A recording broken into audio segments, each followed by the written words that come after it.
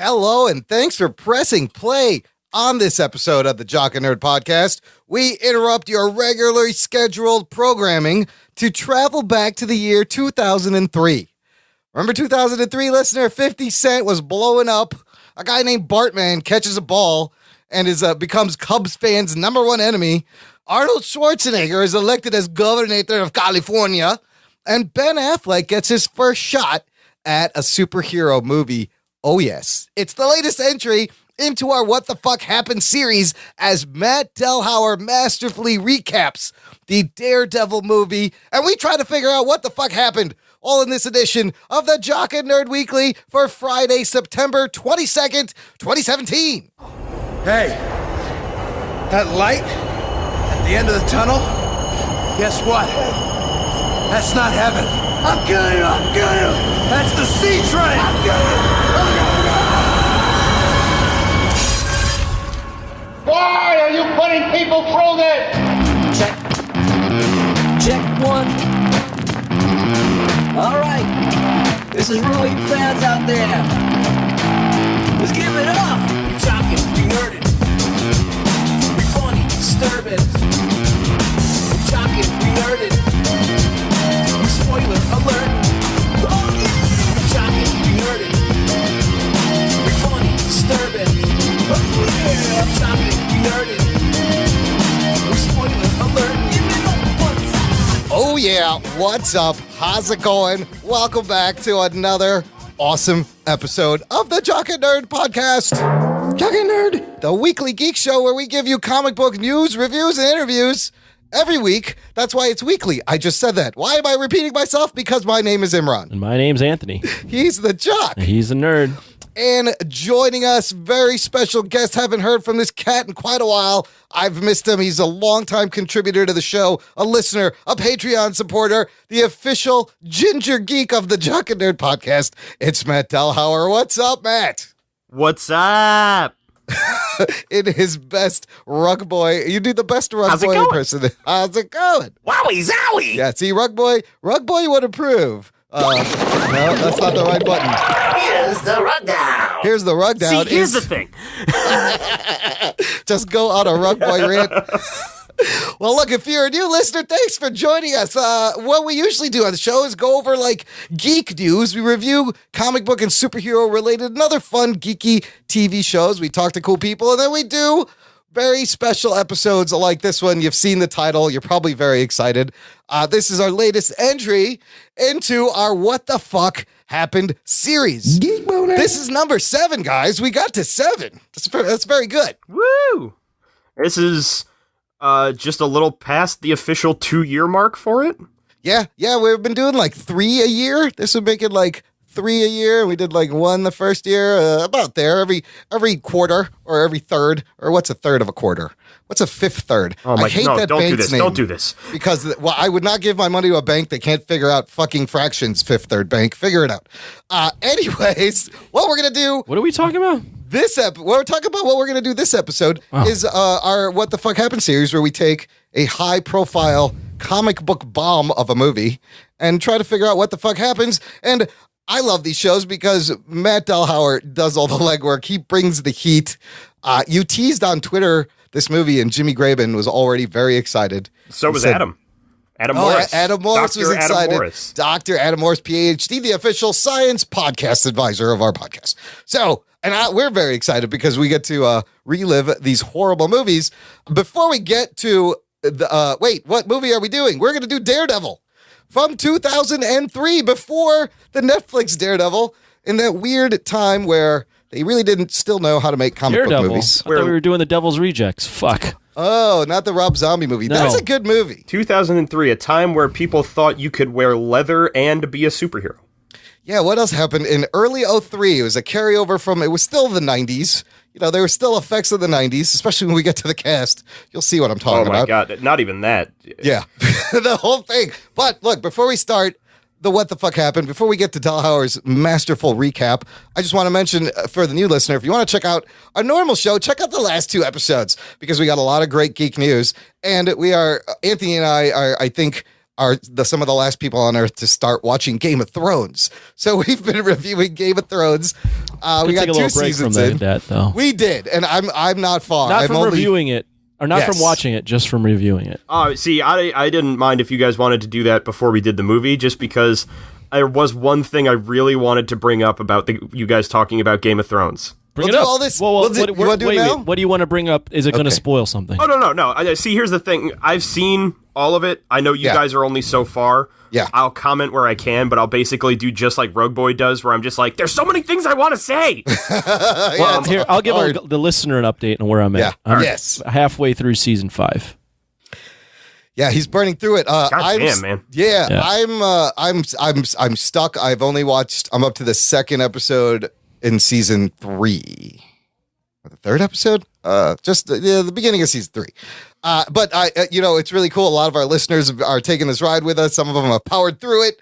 Some are still powering through it. So look, we'll do it after. We'll do it in the post show. We can have a Game of Thrones geek out. What do you say? The one little bit I wanted to say, just because so people don't have to pay for it.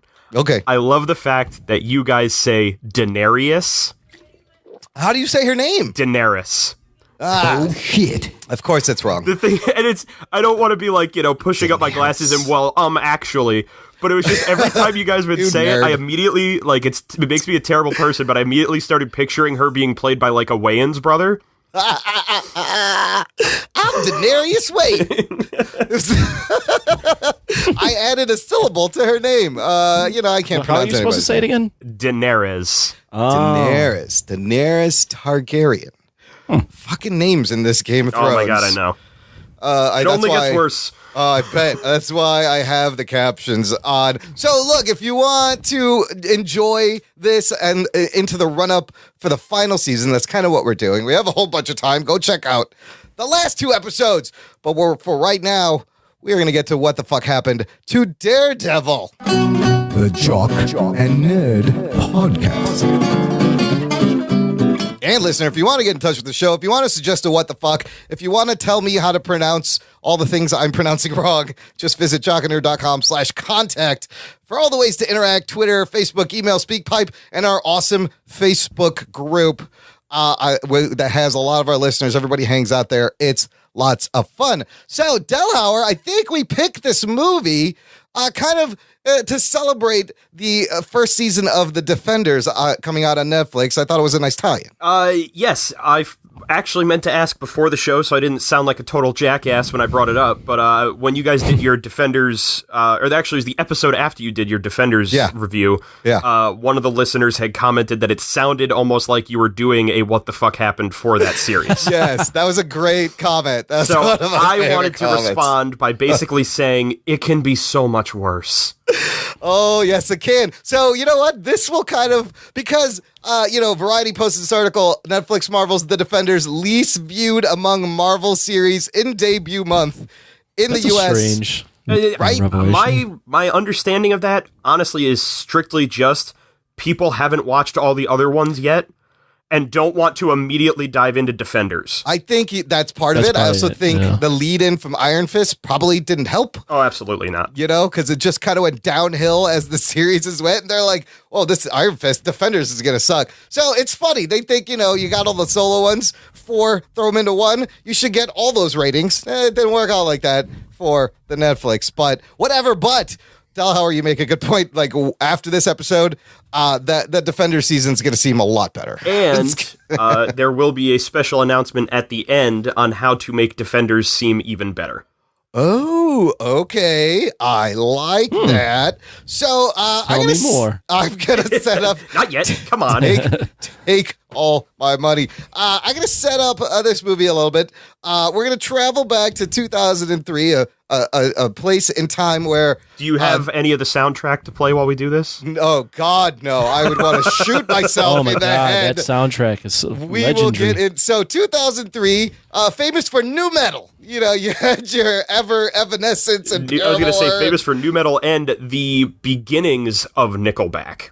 Oh, God, yeah. Nickelback. That's how you know it's a bad soundtrack. Fucking Nickelback is on the soundtrack.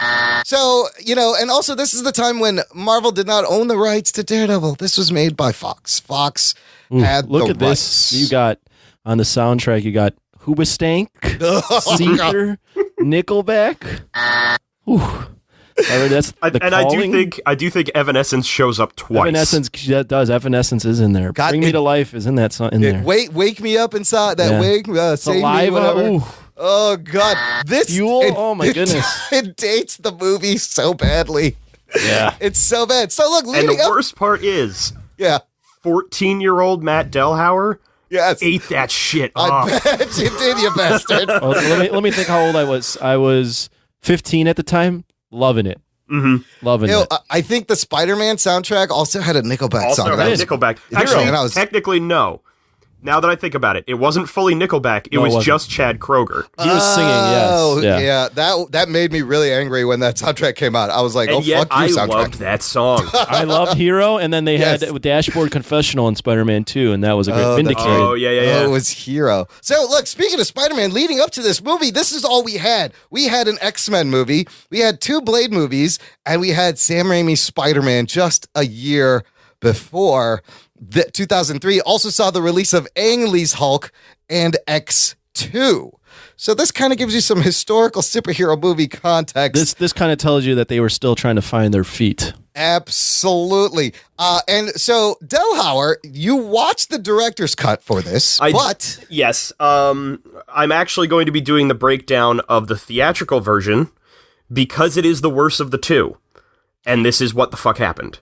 Yes, and that's talking good. about the director's cut actually plays into what the fuck happened with this movie. That's good because I watched the director's cut the other day because I'd never seen it. I've only watched Daredevil once, and I remember parts of it. So I was like, let me check out the director's cut.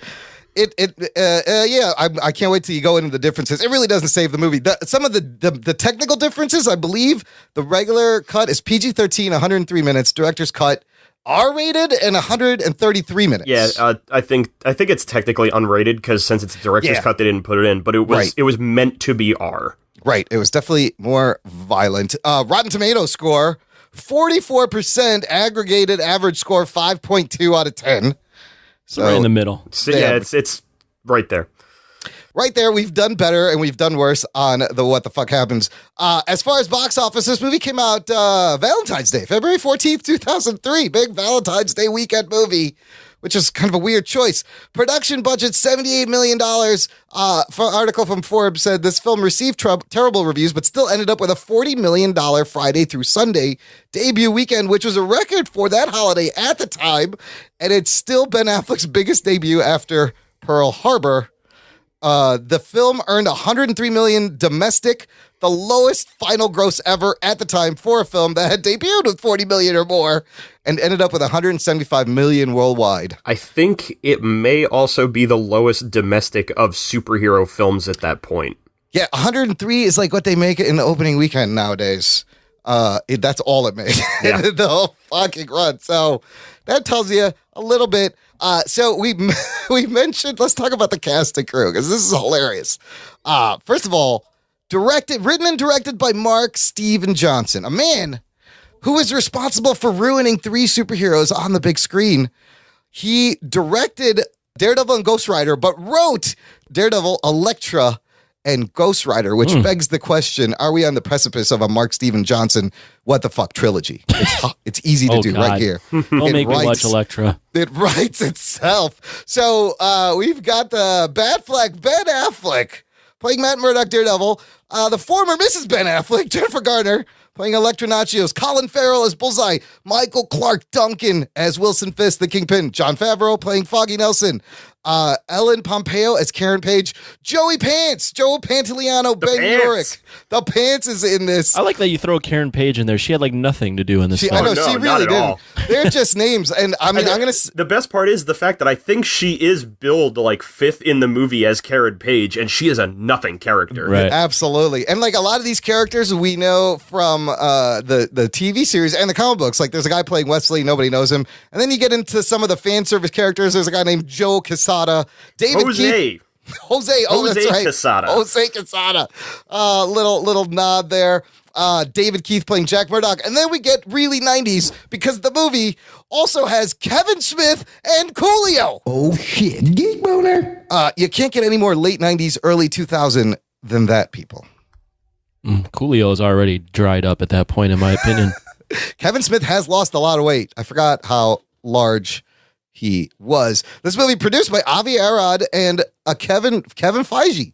Kevin Feige figuring things out, probably cringing throughout the production of this entire thing, going, oh man, if you just give me the reins, I could make things so much better. But he did what he could do in the confines of the studio. We'll get into why this is what it is. But like I mentioned earlier, it's a weird era where they hit on comic book movies, but they didn't fully want to embrace everything comic book. They didn't trust it completely. They didn't trust the audience to go along with it completely. This is a perfect example. So, Matt Delhauer, Marvel logo fades in. It actually is before the director's cut I watched. Yeah. Marvel logo is weird. I didn't think I would see it. And I was like, oh, they got the logo. Logo fades out. Cut to black. Cue Delhauer. So, as we get into Daredevil, we start off in what I have to say sets a great tone for this movie. And that is an opening credit scene with one of the worst CGI skylines in it. Yes. And while it is really terrible CGI that they use for the opening credits, I do think it's at least a little clever that they spell out names in Braille with the windows of buildings and then translate them into the actual names. It's not bad.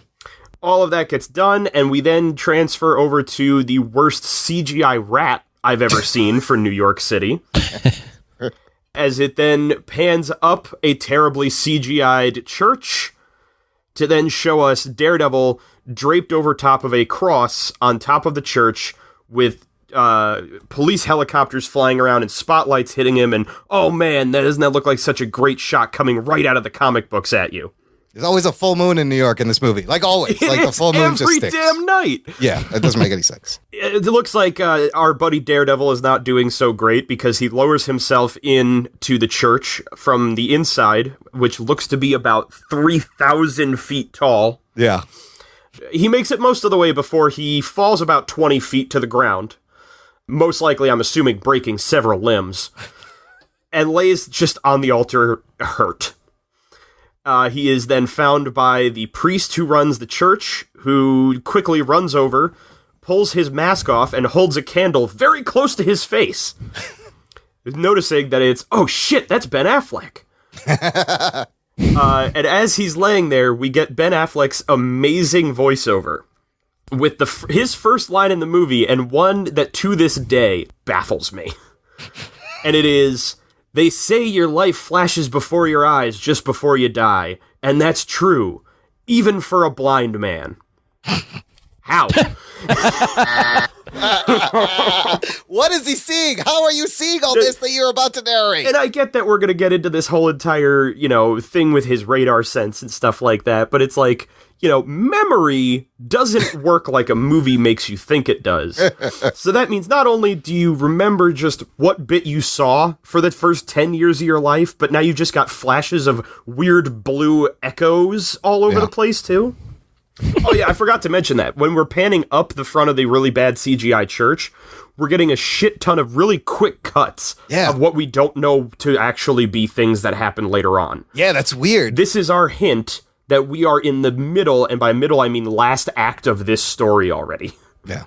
So now we're going to flash back from there, and we're going to trek forward, where we meet a young Matt Murdock, who is talking about how he grew up in Hell's Kitchen, he would get bullied often, his father was a washed-up boxer, and his life was, okay, I guess, not really the greatest. He talks about how he had gotten into a fight at school because the bully was telling him that his dad was a washed-up drunk and that he was working for Fallon, who I guess is a crime lord in the area. And his dad tells him, I'm not doing that. Turns out his dad's doing that. And the bully played by Anthony Jr. from The Sopranos. Because why? Because he was in The Sopranos. Like that's the only reason he's in the movie. Why not pull the douchey kid from The Sopranos to play the douchey kid in Daredevil?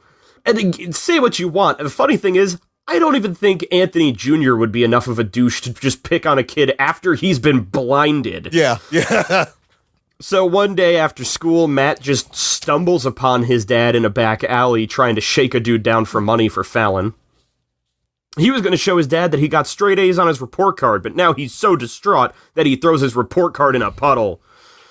And he goes running away, trying to get away. His dad's chasing after him. He runs into a toxic waste warehouse. And almost gets hit by a guy in a forklift who then veers out of the way, and in doing so, pierces the side of a tank, of a drum of toxic waste that apparently splashes Matt only in his eyes. Lots of unsecured nuclear waste in this place. So it's very weird. Yes. The other thing that I find so funny is why were the fork on the front of that forklift why was it that sharp? It was a razor sharp. It was like impaling somebody with it sharp. I also hate that they changed it from him like saving someone to like it's dad's fault. Oh yeah, it was his dad being a shit person was what caused him to go blind. So then we get to what is legitimately one of the only really cool moments in this movie, which is the introduction to Matt's radar sense.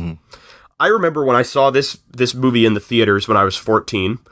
This actually was really awesome with surround sound because shit came from everywhere when you heard it. And the actual, CGI effects are cool enough because it's all CGI. It's not just a really crappy looking building on an already existent skyline. So Matt in the hospital discovers he has this crazy radar sense that allows him to see by having sound bounce off of things in the area and then come back to him. Problem is that Matt is not smart enough, despite his all A's, to understand that that's actually echolocation. Oh, that's a good point. That never occurred to me. That's not radar. No. His dad comes in to meet him. I mean, honestly, I'm sure someone's going to make a comment about how radar basically is that. I don't know. I'm not a scientist. Ask Adam.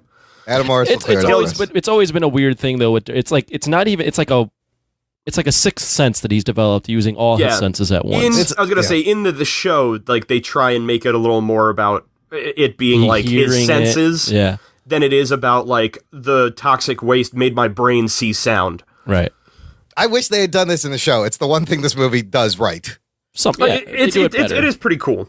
So then his dad comes to visit him and basically says, like, I'm so sorry that me working for a crime lord caused you to never be able to see again. I promise I won't work for that crime lord anymore. I sure learned my lesson. You know what? Call this a special episode because I really learned something today. So we then get our first montage of the movie in which battling Jack Murdoch, which in this they call Jack the Devil Murdoch, decides he's going to get on the comeback trail as a boxer. Though the problem is they don't specifically state how long he hasn't been boxing. Right. And at a certain age, you really can't get yourself back into that shape. There is no comeback trail at a certain age. Hey, Mayweather did it. Why can't he do it?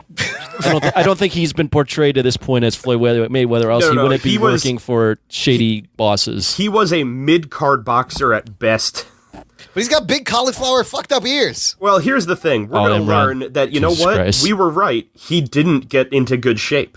Yeah. Because while he was getting into shape and Matt was learning how to read Braille and then discovering that he could do gymnastics because of his sense of touch or whatever, we find out that Jack has a big fight coming up, and it may be one of the biggest of his career. And while he's getting ready, he goes out and we find out that actually this fight has been fixed by Fallon. All of his fights have been fixed by Fallon. And he wants Jack to take a dive in this one, because then he'll get a lot of money and he can help. That will help raise his blind son in the city. As I mentioned before, during this montage, while Matt is learning that just by being on a rooftop, he can apparently, slide down rails and do gymnastics and teach himself how to be a boxer. He also decides to get into a fight with Anthony Jr., his schoolyard bully, who is still picking on him despite him being blind, and then he beats the crap out of these three kids with his cane. Who picks on a blind kid? What is this? Like, I get that you're supposed to be a bully. Yeah. Bullies tend to have reasons they pick on certain kids. Yeah. To pick on a kid because, you're poor, and then to pick on a kid because you're poor and now you're blind. Like, I feel like you draw a line somewhere. Like, the kid physically cannot, defend himself. And it's the worst taunting. He's like, I dare ya. Yeah, come on, take a swing at me. I dare you. Oh, really? Like, what? Why? What are you gaining out of this? And even then, when he then tries to beat up the blind kid, I guarantee one of his two friends would have been like, all right, dude, no, that's not cool. Like, this is enough. Let's leave. Yeah. So, Jack, during his fight, sees Fallon in the crowd basically being like, throw the fight, Jack. And then he sees his blind son, who is surprisingly facing the ring, yelling out, come on, Dad, you can win. Which, again, how does his kid know that he's losing? Without giving away his secret. At some point, somebody would notice. But so Jack decides, I'm going to make my son proud of me, even though he can't see me win. And he wins the fight. And funny enough, I had a very split-second moment watching this where I mixed up this fight and the fight from Pulp Fiction. Oh, it's very similar. It reminded me of that, too. I thought to myself, I was like, wait, does Jack kill the guy? I'm like, no, that's Bruce Willis in Pulp Fiction. Never mind. I saw Bruce Willis, like, running and going to get his watch. Yeah. No, that's Ivan Drago in Rocky IV. Oh, that. So many boxing movies. Yeah. And because he didn't throw the fight, Fallon has a couple of his goons meet Jack in an alleyway back behind the Olympic Theater? Or boxing theater? Oh, he's fighting John Romita, by the way. Did you notice that? Yes. Well, the funny thing is that I don't know where I put my notebook. I marked down that some of the fighters he has taken on included Romita and Bendis. Yeah, that's kind of cool. And Miller. It's cool until you get to the rest of the movie where they keep shoving in fucking Marvel names. He fought Frank Miller, he fought Brian Michael Bendis, and he fought John Romita. Frank Miller is in the movie, too. He's in the cast. This guy holding pen or something. Okay. I didn't see him. I did not see him. He's in the thing. I didn't see him. Man with pen in head is Frank Miller's cast title. I don't know who that is. Sure, why not? Yeah. Fucking Frank Miller. Some dead anyway, guy. So now that we have gotten through the fight, and Jack is getting the crap beat out of him by two randos back in the alleyway, because, this guy's apparently a good enough boxer he could still win a match. Yeah. Also, he's at the end of a match, though he looks like he hasn't been in a fight at all. And these two guys are beating him up. Matt hears it and is, oh god, something bad's happening. And then a very large man that we don't actually see gets out of a limo, because we see it basically lift 3 feet off the ground when he exits it. And one giant fist winds up hitting Jack in the face. And now he's dead. And a single rose is left on his corpse.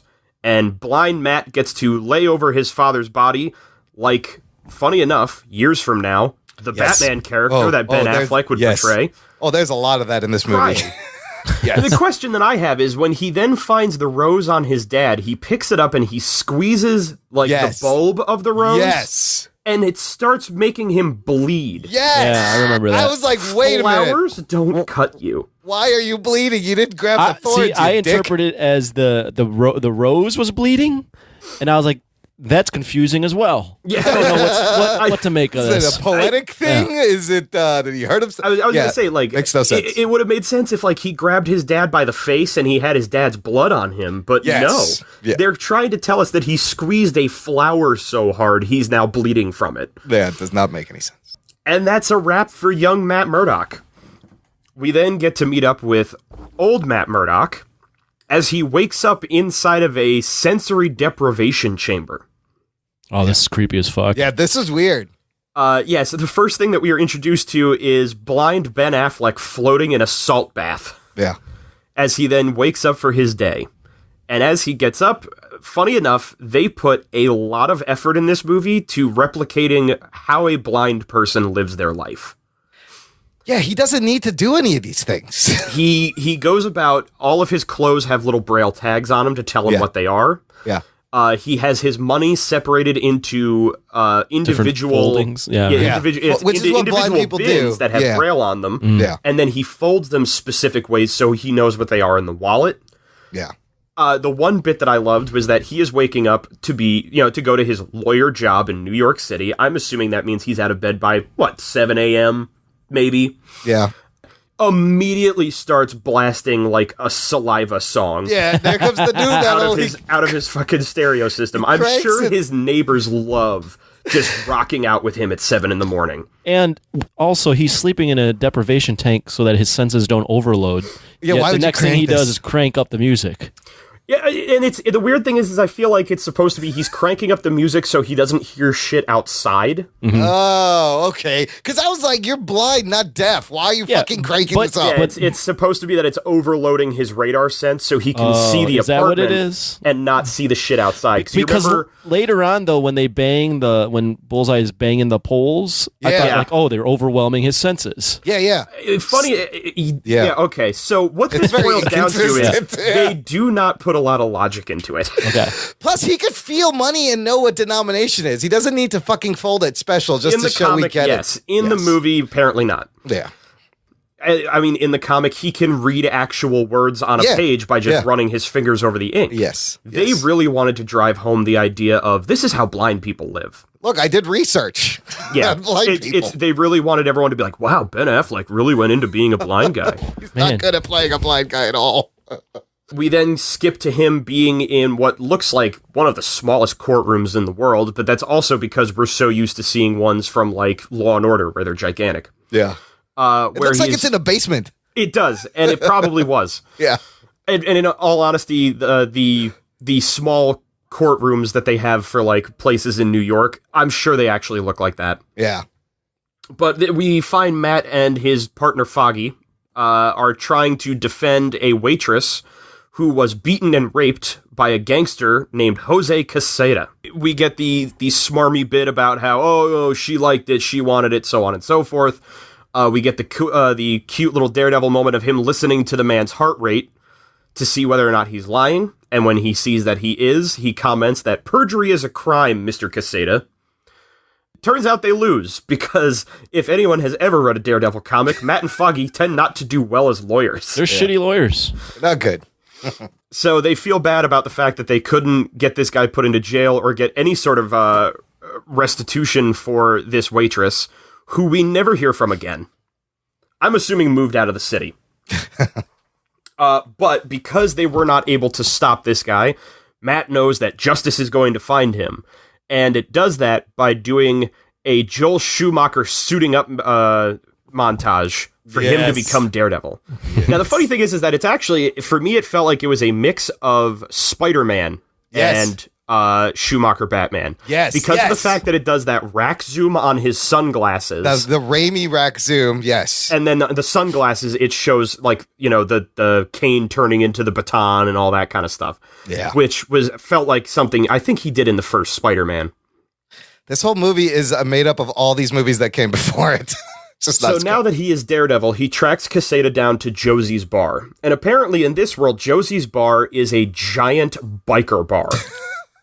And it's like the biggest biker bar I've ever seen in my life. There's a lot of room in that place for being in New York City. It's such a cliched fucking biker bar, too.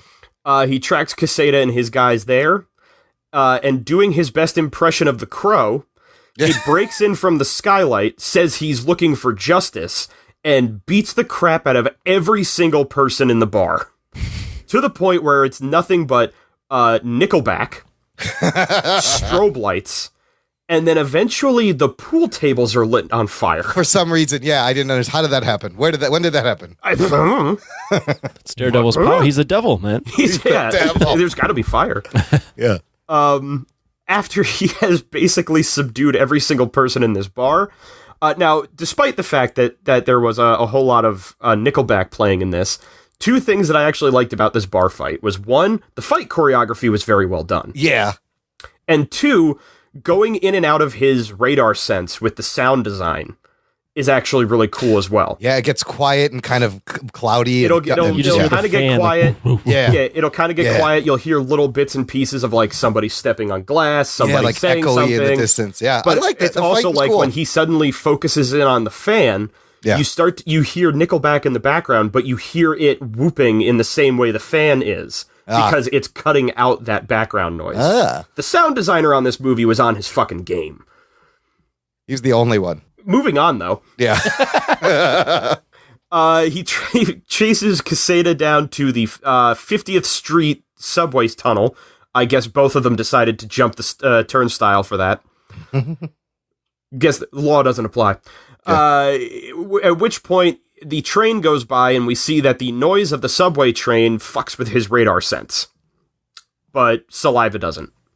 But then at the same time... Terrible music doesn't. I was going to say, but then at the same time, he clears out the noise that's messing with his mind by slamming his baton against the stairwell so that it resonates out and puts everything back in order. Yeah. Which, as we said, shows that this power is very inconsistent. Very inconsistent. So noise hurts him until noise he makes doesn't.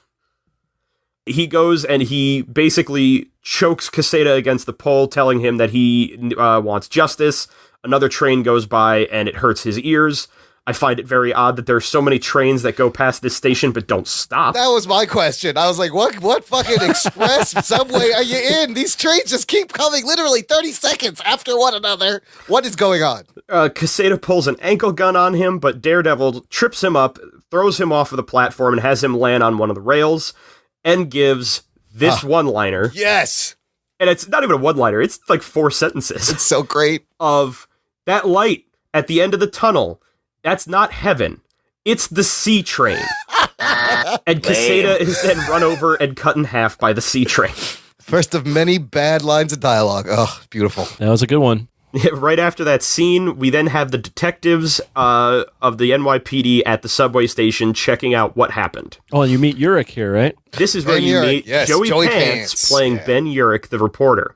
And what I love is that because they couldn't make it the Daily Bugle, they made him writing for the New York Post. He writes all of his terrible fucking myth paper stuff in the New York Post. Which is kind of appropriate. Exactly. Yeah. Ben Urich shows up basically saying, this is totally the Daredevil that did this. And the cops are like, you're an idiot. And he goes, oh, yeah? And he throws his cigarette out over like halfway across the platform where it lands in a thing of, I guess, gasoline, maybe butane. Yes. That suddenly has a flaming double D on the ground. And he goes, oh, yeah, I guess Daredevil wasn't here at all, huh?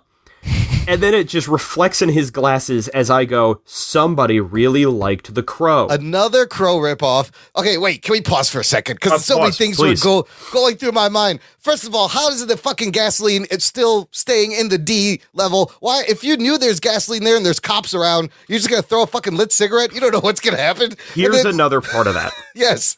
How is it not a single one of these cops has a sense of smell? Yes, that they can't tell there is an accelerant somewhere around here. And so nobody walked in that specific area. I was going to say, no one walked in that specific spot, spread the gas around, and now ruined his D's. And now all of the 50th Street platform is on fire. It should be. Like, they should all cut on fire. Either that, or it should have, like, ruined the D's, and it should have been, like, weird spaces, and now it doesn't all on fire. Yeah, it would have been a squiggle. What is GC? What's that? Like, so this movie is full of things that would look great on the page in a comic book, and it's just not fucking translate. That's just not practical. Like, why would Daredevil take the time to leave a calling card? Yeah, where did he find the gasoline? It's the problem in the fact that they go all in on trying to have these comic book visuals. Yes. In a movie where, like X-Men, they're still trying to be like, we don't want to go too crazy. Like, this cell has to be a believable world. Also, Daredevil's a murderer now? When the fuck did this happen? This is a foreshadowing of murdering Batman that he wanted to do the whole time. Don't worry. That's a plot point. Let me throw in one other thing. Yes. We didn't learn from this either. There was one man that's considered a great filmmaker that didn't learn from this. Yes. You know who that is? Who's that? Mr. Christopher Nolan in Dark Knight Rises has a scene where you light a random piece of ice on fire and it crawls all the way up to the top of a bridge and shows the Batman logo. It shows the bat signal. The funny thing is that there has been for a little while that I have contemplated doing Dark Knight Rises for What the Fuck Happened. Because as much as I love Chris Nolan and his Batman movies, I'd be down. I recognize the fact, because a few years have gone by, that movie is clinically a bad film. I'd be down. That movie is... Does the word clinical work there? No. There's a lot of good things in that movie, but it is there's a lot of problems with that film. Someone's requested that, actually, Dark Knight Rises. I think I saw them do that as well, yeah. But, okay, my last thing, that trial they were at, it didn't seem like it was a criminal trial, and it wasn't clear if he was, prosecution and defense. It seemed like a civil trial. What I think it was is I think it was boiling down to, it was almost like, it felt like she was suing him for raping her. Yes. So he murders a guy off a civil trial for no reason. What are you doing? Well, he murdered a rapist. Imran, come on. Fine. But this is also a time when they would no one knew what courtrooms really looked like, so they would just put a courtroom scene and it could cover for anything. Yeah. This is why you need to have Charles Soule involved in all of your Daredevil. Yeah. Because at least he's a lawyer and he knows how it works. Oh, Soule's a lawyer, huh? He is. He practices out of Brooklyn. Wow. Oh, I didn't know that. I don't think he has in a little while, but who knows? All right, back to it. So now, after his nice pause, there you go. After his wonderful night out, Matt returns to his apartment, which is basically his own Batcave. He lands on the roof. He's got 3 combo locks that he just spins really quickly and then just smacks. And they all unlock. And knows, what the fuck? I guess he can hear it. Whatever. Not a big enough thing for me to care about. But he walks in, and one of the biggest questions I have is, and luckily it's something that Netflix has answered, is I don't know how Matt Murdock affords where he lives. Okay. And especially because they bring it up later on. He lives in a penthouse apartment in Midtown that has secret rooms. That's right. Filled with multiple variations of his leather superhero costume. It's a pretty nice lair. As well as a full sensory deprivation tank in it. Yeah. It's huge. But at the same time, they've got people that they defend who can only pay in fish and basketballs. Yeah, that's all pro bono shit. How does he pay for this? Where is your money coming from? Yeah, they did a lot better job of this in the in the series on Netflix, because they keep saying he's got a huge place, but it's he got it because no one wanted it because the neon lights keep you up all night. The fact that no one would live there, he got it very cheap. Right.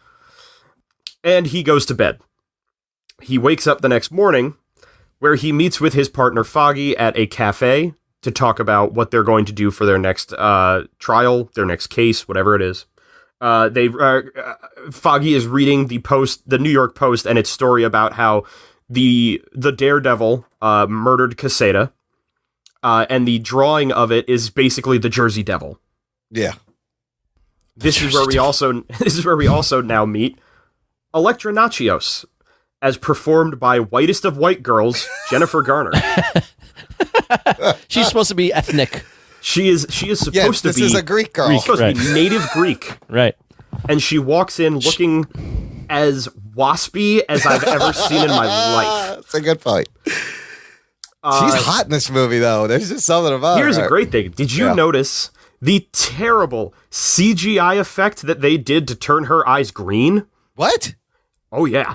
That whole movie, they CGI'd her eyes Not green? Not the whole movie. No. Her, Star Trek soft focus shot when she first walks in the door and they show her face. Yeah. Apparently, when they made the movie, they gave her green contact lenses because I guess the character's eyes are supposed to be green. Okay. Never actually said out loud. Yeah. In the movie, nor do I ever remember that being a plot point in the comic. No, who cares what color her eyes are? But they gave her contact lenses, and I'm assuming when they were in the edit, they said, they're not green enough. And so the editor just went into Photoshop or After Effects and just put a green hue over her eyes. Oh my God, to the point where they look like they're glowing. Oh, geez, she's a Green Lantern. And the funny thing is it happens in that shot, and I think it's 1 or 2 shots after that. But then any other time we see a close-up of her, it's just her regular eyes, and they're blue. I just love that they casted Jennifer Garner, the complete white bread chick. Yeah. This is a Greek chick. Of course. So she comes in. Matt can smell her, which immediately this is... Really, a lot of creepy things. Really in this off-putting. Movie. Yes, it's a lot of creepy stuff he does in this movie. He's just a creep. The entire. He asks Foggy to describe how she looks, and Foggy, being Foggy, because Jon Favreau knows his character, says she is ugly and disgusting, and stay away from her. Yeah. And Matt doesn't. Yeah. He goes over, he pulls the whole, hey, I'm blind and you should be cute to me thing. She totally shuts him down and leaves. And he decides, oh, no. You don't turn down blind lawyer Matt Murdock. I'm going to stalk her. I'm going to go follow her.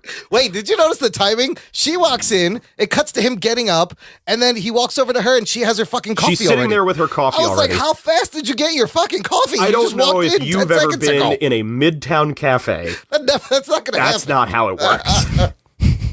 Especially if she planned on sitting down, Yeah. they would have given it to her in like a mug or a cup. And instead, she has it in a to-go cup because I guess she just... I mean, I'll give her this much credit. She probably thought, I'm gonna get hit on, and I'm gonna leave. So she decides to leave, and Matt decides to follow after her. So he follows her down the road. She basically jumps out and says, like, stop following me. And he's like, hey, I just wanted to get your name. And she's like, well, too bad. And turns to leave. Matt now does the thing you should never, ever do. Yes. And he grabs her by the wrist. Oh, shit. That's assault, people. Imran, That's assault. you probably picked up that from this movie. Everything and then, I learned about a hit on chicks, I learned from this movie. Well, I was actually going to ask... None of it I was works. going to ask Anthony how well just physically assaulting a woman with ever work? martial arts Yes. works as a pickup tactic. we've got a lot of nerds probably that listen to this shit. Yeah. Don't ever do that. Don't try do this. not. If she says no, please don't grab her. This is the if you ever want to know, I know people have always wondered, they're not sure what consent is. Here's the example. If she says, I want nothing to do with you, Yeah. and you then grab her by the wrist and say, hey, wait a minute. That's not consent. I like up to this point too that you're supposed to have the protagonist be someone that you can kind of relate to. They've done their best to make him nobody you can relate to. Yes. No, Yes. he He's is creepy not. and, Yes. and he's very forward. He is a creepy, forward murderer. Yes. With a goofy smile, sideways, crooked, fucking goofy grin. It's this man, for all intents and purposes right now, is a serial killer. Yeah, he might as well be a blind Patrick Bateman from American Psycho. He puts on a ritualistic uniform to go out and hunt down a certain type of people that he kills. Yeah. Yep. He then... So, he is the Zodiac Killer right now. He really is. He is one poorly written letter away from being the Zodiac Killer. Yeah. So he grabs her by the wrist. She says, I don't like to be touched. At which point, you don't have to say that. All you have to do is just scream, help, rape. Yeah. She tries to then hit him, and he counters it. And now we have our meet-cute fist fight between the lead actors of the movie. Oh, this is Now painful. we get this great little choreographed wire food dance fight in so the goofy. playground.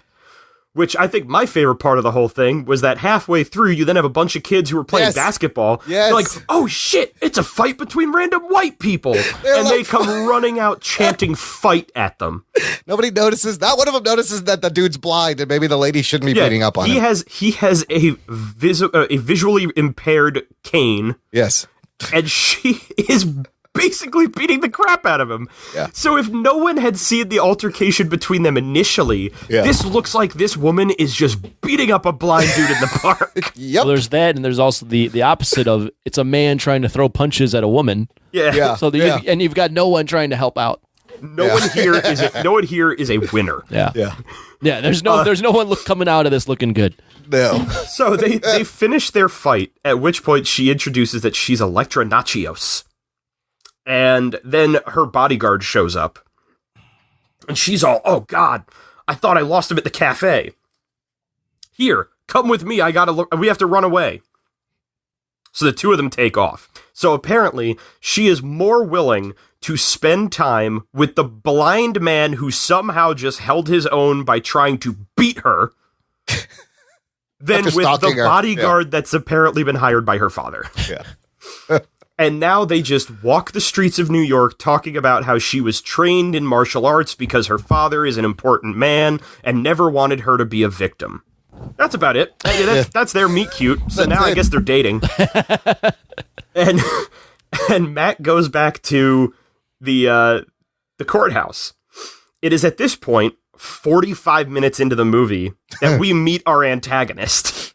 Oh, gosh. Very briefly. We've just been meandering along this whole We have ride. just been following Matt in a day in the life of being a blind, murdering lawyer. Also, let's not forget, this is all still flashback. Most of this movie is a fucking flashback. That's the part I want to know. Yeah. How does he know any of the shit going on with Wilson Fisk? How are you showing me in another place in your flashback?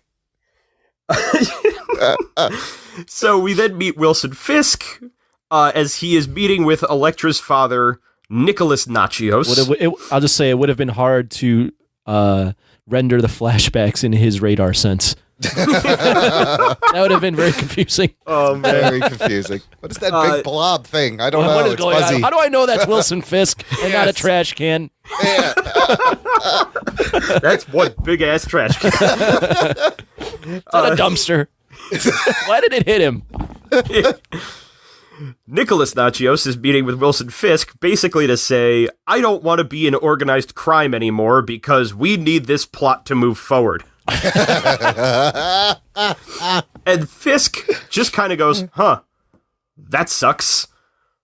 Well, bye. Yeah.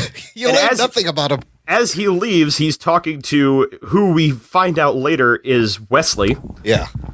Telling him, oh, well, if Nachios wants out, then you know what I'm going to do? I'm going to frame him for being the kingpin of crime.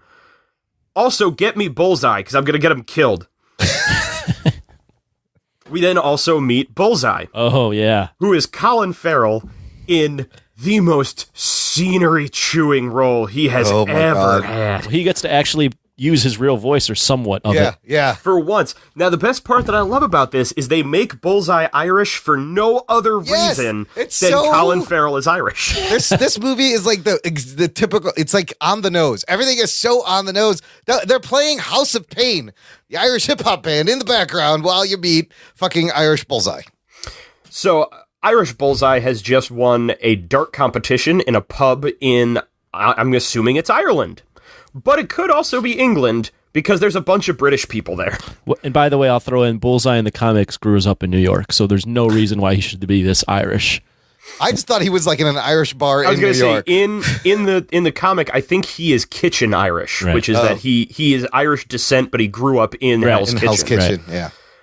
But so he wins his dart contest. He demands his money from whoever the guy was that he was up against.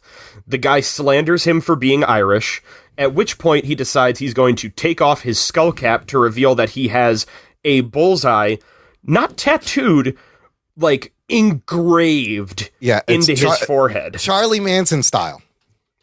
And he then murders this man by taking a paperclip, using sleight of hand to straighten it out. Yes. And then throwing it across the room into the man's throat. And then he does it with like 9 more of them. Yeah, he does the magic trick where it's just like it flattens out behind his and leaves. And nobody there's going to call the cops. Thank you, everyone in this bar, for now being a witness to murder caused by a man with one of the most distinctive marks on his face. Yeah, you don't think the people in the bar are like, yeah, this guy should be easy to find. Yeah, he's got a big scar on his head. Oh, yeah, you said he's got a giant bullseye on his forehead. Righto. Oh, that'll make it real easy for us. Thanks. Make sure to let the boys at the airport know. So then Bullseye, I guess, is on his way to New York through telepathy? Yeah, nobody actually comes and gets him. Sorry. He gets a call on his awesome Nokia flip phone.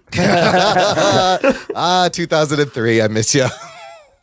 So now that Bullseye is on his way, Matt meets up with Foggy at the courthouse, where he talks about having been with Elektra all day. Foggy makes the wonderful joke of Elektra Nachios. She sounds like a Mexican appetizer. And I went, yep, someone was going to make that joke. At which point he then comments on she's the daughter of Nicholas Nachios, the billionaire. He's like, oh, well, then marry her. Yeah. And we then, that's it. That's the scene. That's all we needed. We needed them to establish who, honestly, now that I think about it, that may have come before we meet Nicholas Nachios with Fisk. Yeah. Just to establish, I don't care. It doesn't matter. Doesn't matter what order this is in. What I do care about is we now get to a point where Matt is out on his murdering spree again. Yeah. Hanging out on the rooftops when he hears a man being beat up and another man demanding money, saying that no one holds out on the Kingpin. Oh, right, the Kingpin. That's a name people have said before. I should go find out about that. So Matt swings in, beats the guy up, chases him into his apartment building, jumps through the window like Batman. Yeah. Tackles him in the hallway and just starts beating the shit out of him while demanding, "Where's the Kingpin?" And the man tells him he'll never find out, and the Kingpin rules everything, and this ain't your neighborhood anymore. Because apparently everybody knows that Daredevil only hides in Hell's Kitchen, I guess. Yeah. And then he sees a little kid in the hallway who starts crying and cowering away from him, saying, "Please don't hurt me."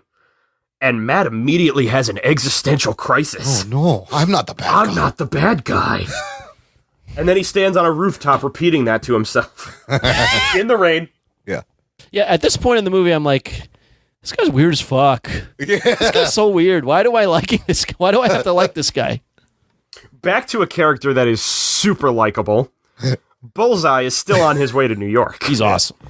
And while sitting on the plane on the way to New York, he's sitting next to an old woman who won't shut up. Despite him blasting new metal off of his earbuds into his ears to not listen to her, he is still annoyed and a sociopath. So he decides the best thing to do is to open his little package of peanuts and do a paper football flick with a peanut to bounce it off the chair in front of him directly into her throat and have her instantly die from choking. Yeah, she died very quickly. That's how quick you can die from choking. I thought it was a little bit longer. With what I think is probably my favorite interaction in this entire movie, where then the stewardess comes by, flight attendant, and she sees the old woman and goes, "Oh, she's sleeping." And then looks at Bullseye and says, "Can I get you anything?" And he goes, "More peanuts, please." With like the smarmiest smile. It is so great. And I just love that Colin Farrell is having so much fun. He really is. Bullseye in the comics is a sociopath. So, absolutely. I don't know if he's this over the top. Oh, no. What it was somebody said, I feel like it's almost in the same vein as like when they made Batman and Robin and Joel Schumacher was telling everybody, remember, this is a cartoon. Yes. Somebody said to Colin Farrell, "Oh, it's based on a comic book," and he went, "Oh, so it's over the top and weird." Play it big. Yes. The next day, Matt is in the office with Foggy, whilst Foggy is complaining about the fact that they don't ever make any money from any of the cases that they take. They have a lot of sports equipment, which I believe... Oh, God, Foggy calls it something that it's so obvious. It's like, oh, he's never played a sport in his life. What did he call it? I don't remember. They're like throwing balls around back and forth. Or he's playing with a ball. Yeah. He's shooting into the hoop. I think he called it sporting goods equipment or something like that. Like, whatever it was. They're doing something that. And Imran he's also would call it. Yeah, sports balls. Yeah, he's also talking about the fact that one of their previous clients has paid them in fish. Then they open the mail and find that there's an invitation to a swanky ball that has invited Matt Murdock +1, and Foggy's excited to be a +1 at this ball. But Matt doesn't want to go because he's pretty sure that the only reason they're going is because Elektra invited him. Because, they spent like maybe 3 hours together, so now come to this big expensive ball that my family's throwing. By the way, we have a lot of money. And Foggy convinces him to go. Basically, this is going to be a great networking event, and we're going to finally meet some people who are going to pay us money to actually be lawyers, and Matt ultimately agrees. We then immediately just cut to Matt walking down the street for no reason, at which point Elektra pops out behind him and is now following him. And Matt stops because he can smell her again.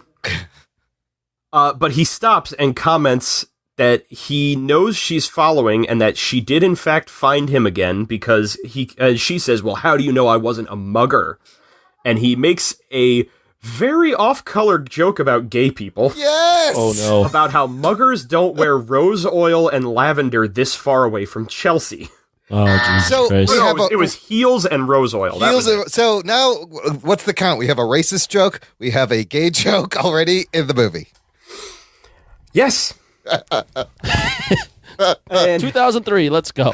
2003, people. I'm surprised no one called anybody retarded in this movie. Really? The internet must have been asleep when this movie came out. Nobody pitched a fit. At which point, they then go running off because Matt wants to show her his favorite place in the city, which is the top of a roof of, I guess, the building he grew up in Hell's Kitchen. And he brought her up there because it's about to rain, and when it rains and the water hits a surface for the first time, it makes a sound that allows him to see very detailed images in his radar sense. This will be important later. So he gets to see Elektra's face, which is just CGI Jennifer Garner's face. Which, by the way, the effect, pretty cool. Yeah. But it's just her face. This is supposed to mean something to him, but I've been looking at her for like 5 minutes now. We know what she looks like. He immediately says, "Oh my God, you're so beautiful." And this works on her, despite him being blind. Because apparently, creepy blind dudes that follow her, sniff her, get into fights, and then claim that her getting soaked in the rain makes her beautiful. Oh, that gets her going. Because they fuck. They just met each other. Like, they barely know each other. This is day 2. Yeah. And they've spent maybe 4 hours together. It's like, why is she kissing him? And she's like, "You just said I'm beautiful. We're going to do it." Hey, That's all it takes. That happens all the time. Oh, that does happen. I see. That happens in one night, let me tell you. I'm gonna take a Thank you, Anthony, for giving us the lowdown on how plausible this is. maybe not that specific events of interaction, but it can happen. Okay.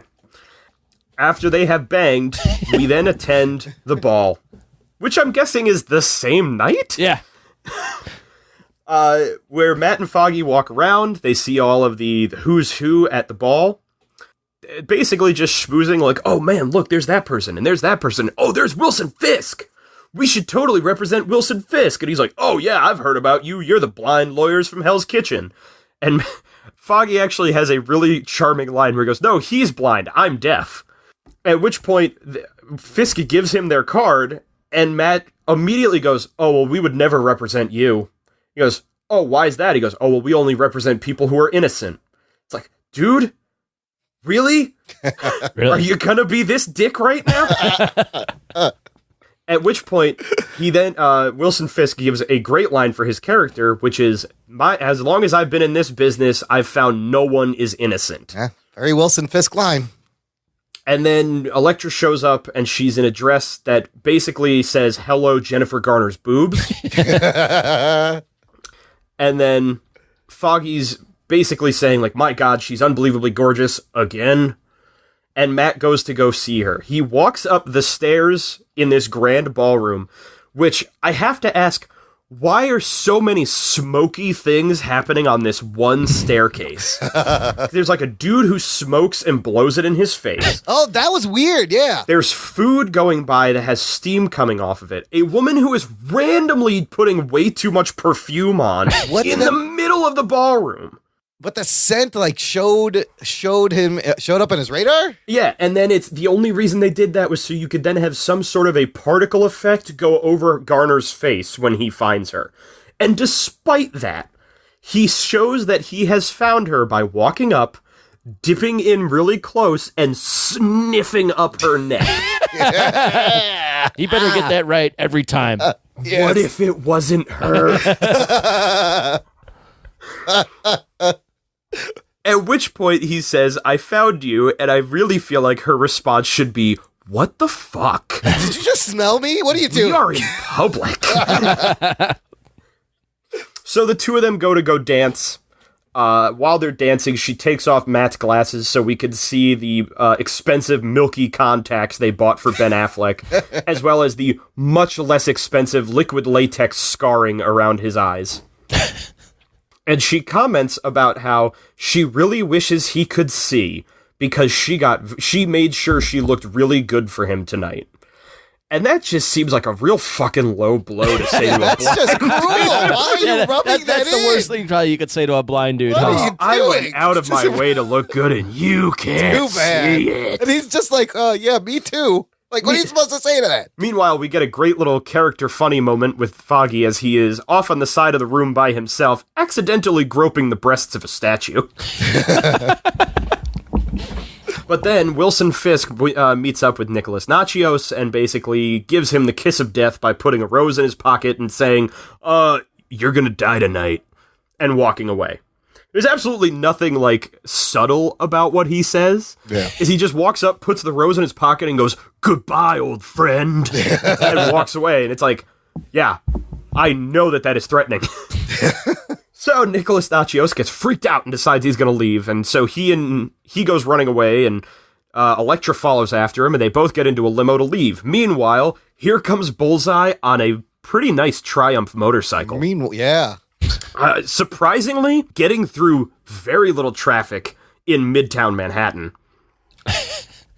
Enough that he can then track down the limo that these two are in. Matt, realizing something is wrong, has decided to run off, and in a matter of maybe about 10 seconds, change into his leather Daredevil outfit. Wouldn't he have to, like, go home and change, and then, it's been like, he's established not that all wearing his costumes are at home, right?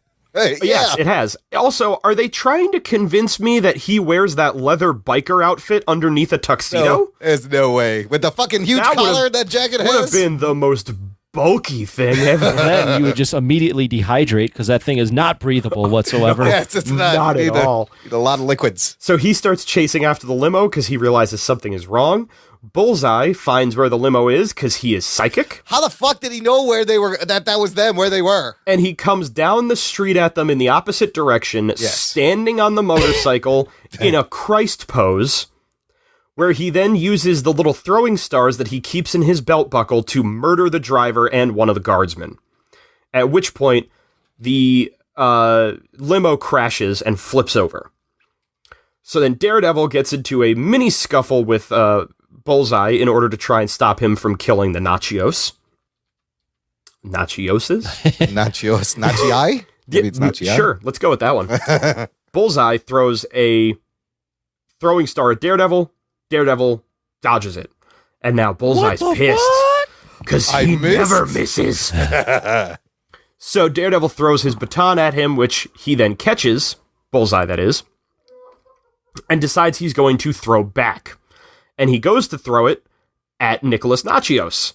And Daredevil goes to try and catch it, but the explosion of the motorcycle that Bullseye was on throws off his radar sense again, and he can't see which baton is he supposed to go for. Hint, it's always the one in the middle.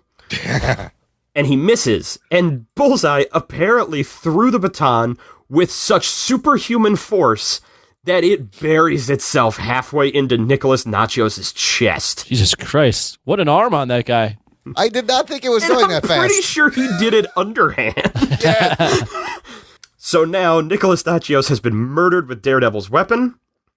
Elektra thinks that it was Daredevil who did it because Bullseye also has the ability to Batman his way out of the middle of the street. Yeah, it's not like this guy was standing on top of a motorcycle before. Yeah, nobody noticed that guy. This guy in a long black jacket. In his long black snakeskin jacket that rattles every time he puts it on. At which point, she then reaches in the car, pulls out one of the guns that the guard had on him, and tries to shoot Daredevil as he CGIs his way up a roof. Oh my god! He's like, Is this the first time where we see like he can all of a sudden just jump higher than normal people? Like, why is he flying? Technically, I don't think so, because when he first goes out to go hunt down Caseta is when they have his first big CGI running on rooftops bit, where he destroys 4 window washer planks for no reason. Yeah. It's a good thing those window washer planks didn't put their fucking things away. Or what is he going to jump off 15-year-old me was like, I didn't know he became Spider-Man. Yeah, it was total Spider-Man CGI. How is he jumping like this? He's got super jumping abilities. I think he also did it at one point when he went to go track down the Kingpin guy. Yeah. He did it a lot, yeah. So now, Elektra's dad is dead. The cops are showing up too late. And Matt goes home to throw a tantrum. He knocks all of his billy clubs off of the wall. He throws around all of his mask mannequin heads. I think he tips over the wardrobe that has all of his costumes in it because he's sad. Sad Fleck. And he then goes off to church to go basically, like, confess that, I guess, he isn't Daredevil, but he did something that led to something bad happening, maybe? Let's make sure you know that he's Catholic. He's got a lot of guilt. Meanwhile, in the middle of the night, Ben Urich is called to the morgue by his best friend, Kevin Smith. Kevin Smith, yes. Who, even in 2003, is already losing his hair. And Kevin Smith's got something real cool to show him. And he shows him the billy club that they took from the scene of Nachios' death. At which point he shows that if you pull and spin the top of it, it turns into a blind man's cane. Now, I had forgotten to mention, Urich was at the ball. Yes. Ran into Matt and Foggy, saw Matt's cane, and commented on how it's a cool color. And Matt comments on, wouldn't know. Blind joke. Yeah, he drops it, and Ben has to, like, pick it up for him. Ben, like, is already on to him at that point by that. Now, I think the best thing about it is the fact that he comments on the color, which is just red. Yeah. And not on the fact that it's got this crazy, like, comedy, tragedy devil faces on the top of the knob of it. Yeah. That's a good point. So this is immediately what proves to Ben Urich that Matt Murdock is Daredevil. And I guess that means that Kevin Smith got paid enough money for this. He apparently didn't tell Kevin Smith what this means to him. No. But we then also have a meeting where Bullseye goes back to the Kingpin and basically says, I'm mad because Daredevil made me miss, and I don't like that, and I want to kill him now. And Kingpin says, you know what? How about you kill Elektra? And I'm sure Daredevil will show up, maybe. And Bullseye responds with, yeah, fine, that's great. By the way, I want a costume. Hint, he doesn't get a costume. No, he doesn't. Oh, why does he say that? I thought that was odd, too. He's so upset. I'll touch on that later on. He wants a costume. The next day, Ben Urich hunts down Matt Murdock and finds him. And tells him that maybe he should know that when the Kingpin kills somebody, he doesn't just kill them, he kills their whole family. And maybe Matt should tell a friend of his about that. And Matt Murdock's like, oh, good point. And leaves. And we immediately then, I guess, go to nighttime because we get into the Evanescence montage. Ooh. Oh, God. Is this Wake Me Up Inside? Yes, Yes. it is. Oh, yeah. Classic. So now Elektra, planning her revenge against Daredevil, is training in a dance studio that she apparently also... Retrofitted. She retrofitted with sandbags on ropes to drop on a timer?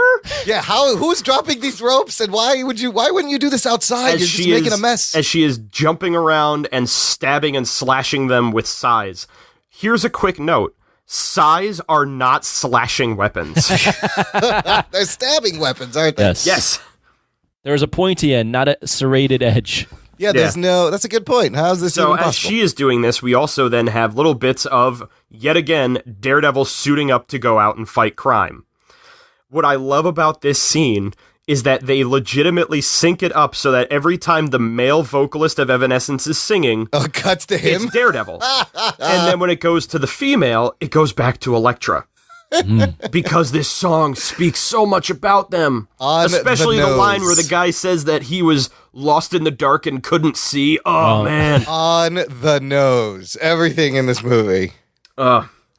So, at which point, Daredevil then goes out, deciding to, I guess, patrol the rooftops for Elektra.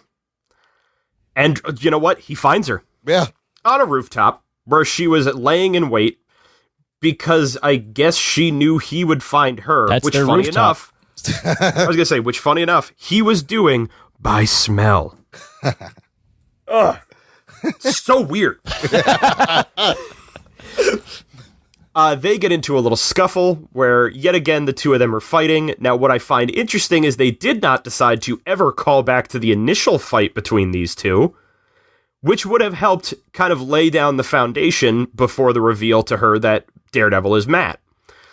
They fight. He says he doesn't want to fight her. She tries to do her best intimidating voice by saying, "Good, then this'll be quick." And I immediately went, God, you are not intimidating. They scuffle, blah, blah, blah, blah, blah. She stabs him.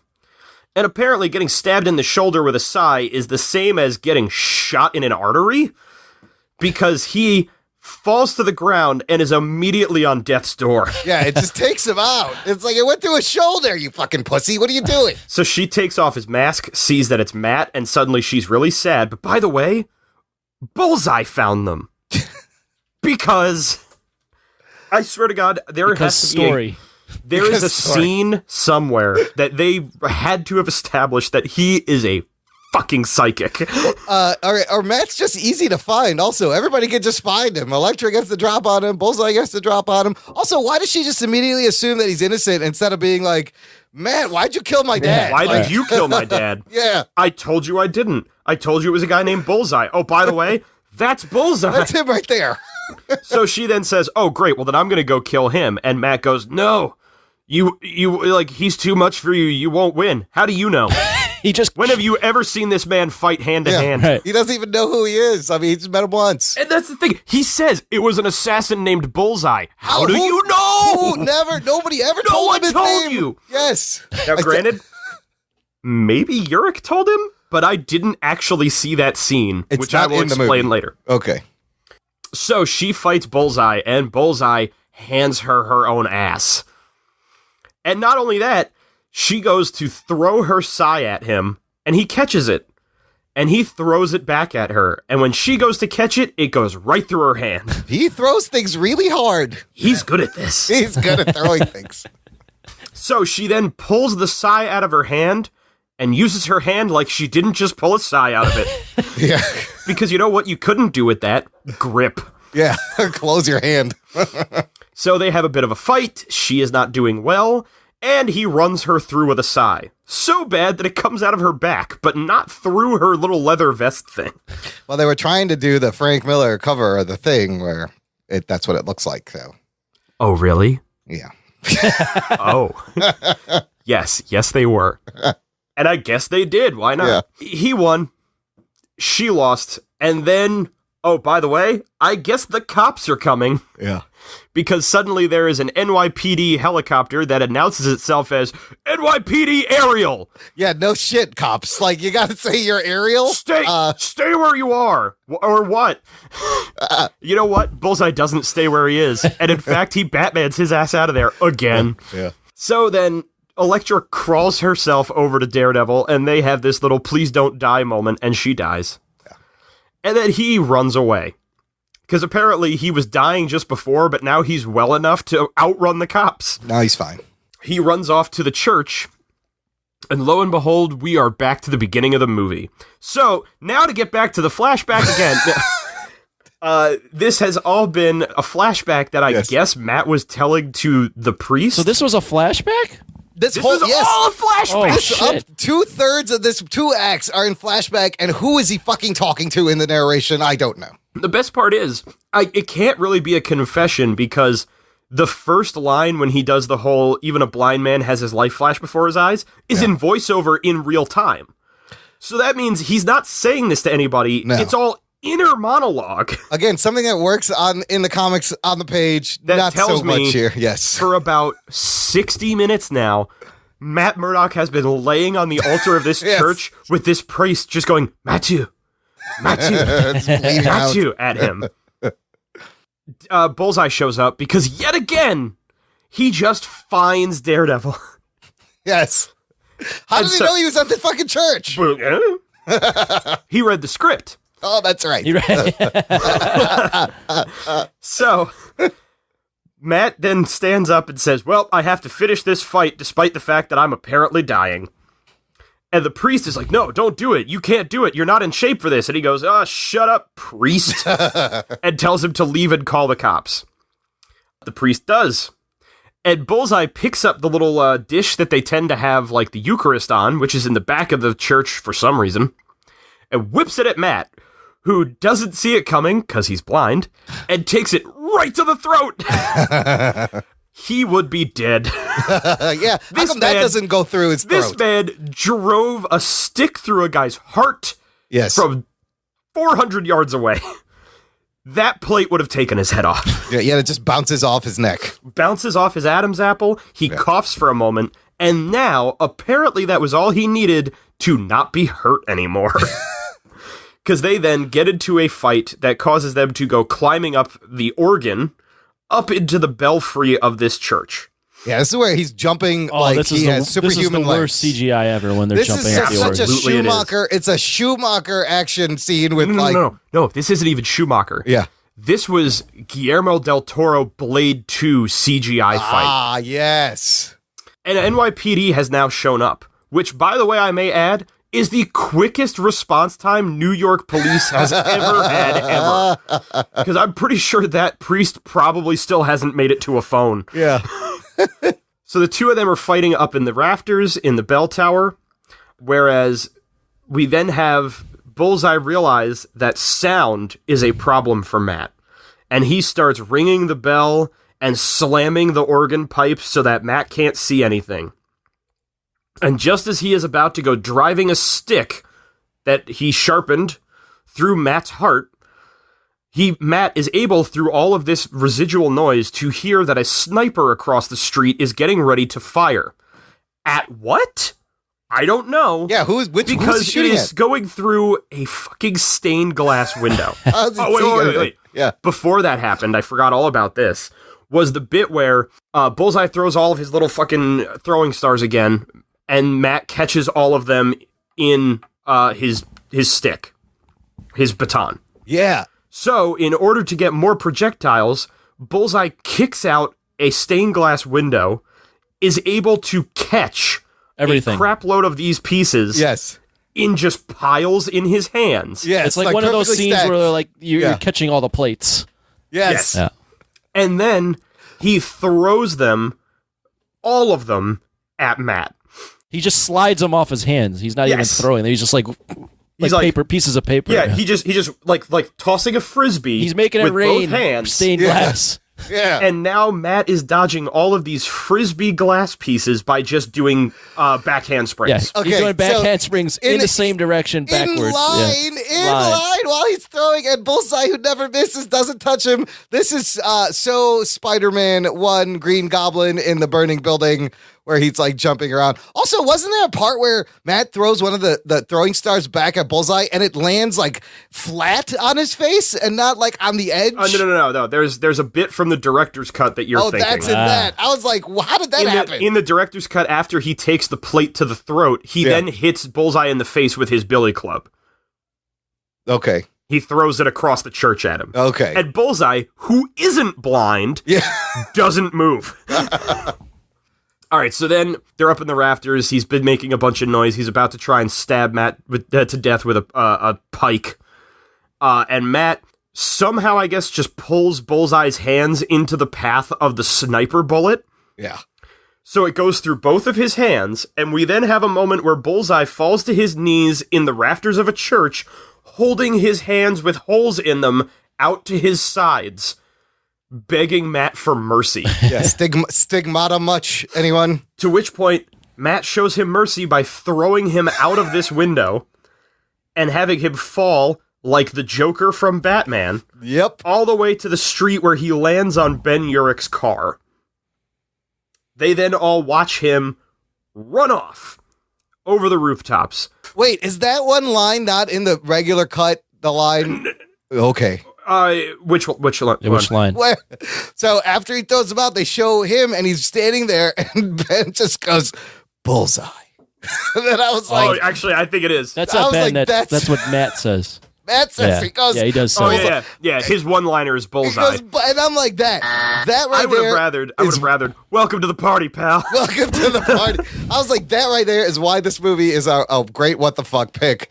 Because he says Bullseye so bad. As if he was aiming for Ben Urich's car. And how do they let a reporter drive into a crime scene right up to the church? Yep. He just pulls up right next to the cop cars. But what I forgot to mention was during all of the fighting in the belfry, Bullseye is monologuing about how Kingpin, Wilson Fisk, had hired him to kill him. Oh my God. And Daredevil's like, Fisk is the Kingpin? Like, yeah. I forgot to tell you that part. Needless monologuing. That's for no always reason. the worst part is when the protagonist finds something out as a revelation that the audience knew the whole time. Yes. So now that he knows Wilson Fisk is the Kingpin, he's off to go get him. Meanwhile, at Fisk Industries, or Fisk Incorporated, or whatever the hell this building is, Wilson Fisk just happens to know Daredevil's coming for me. He somehow knows I'm the Kingpin, and he won, I guess? Oh, right. I think Wesley tells him Bullseye failed. Oh, yeah. And so he goes, well, then he's coming here. I guess you probably shouldn't have hired Bullseye if you knew this man would tell Matt Murdock that you're the Kingpin. So he sends everybody home, he strips down to his undershirt, and just waits. So Daredevil shows up, and we now get Daredevil versus Kingpin in what is the most shoehorned final fight scene of a movie. Oh, yeah. The two of them get into a fist fight. Matt is injured. He's obviously not winning. And they've only had, up to this point, one interaction, right? Yeah. Where they met at the party. ball. Yep. Yeah. So there is really no momentum for these two to even meet again. No, and have there's a- no nothing history, deserved. There's nothing. Yeah. Nothing. Like, the only thing that you wind up learning is they pull a bit of a Batman. Yep. And like a Burton Batman. Yeah. Because once Fisk beats the shit out of him and takes his mask off, he then sees, it's the blind lawyer from Hell's Kitchen, and starts laughing. Mm-hmm. And then immediately comments on how he knows exactly who Matt is, remembers murdering Matt's father. Yeah. It was like, I was working for Fallon at the time, and I killed your dad. And it's like, oh, so you're the reason I'm Daredevil. That's not a good enough excuse for you to already be here and have had your ass kicked. I hate when they do that. They gotta tie it all together and shoehorn that shit in. Now that Fisk is monologuing, Matt realizes, hey, you know what's pretty interesting about this office? There's just random bits of moving water behind glass. Yeah, good thing there's columns of water on the wall. You know what's great about water? I once remember somebody telling somebody else that if water hits a surface for the first time, it makes a sound that lets me see in heavy detail. So Matt then breaks a whole bunch of these water fixtures, which had to be under a lot of pressure. Yeah. Because they fire water out all over the place like they are hoses. And now Matt can see where Fisk is, which apparently he couldn't before, which made for a really bad choice to fight him. And now that he sees where Fisk is, he punches him a few times, he slides across the floor, and he breaks both of his knees.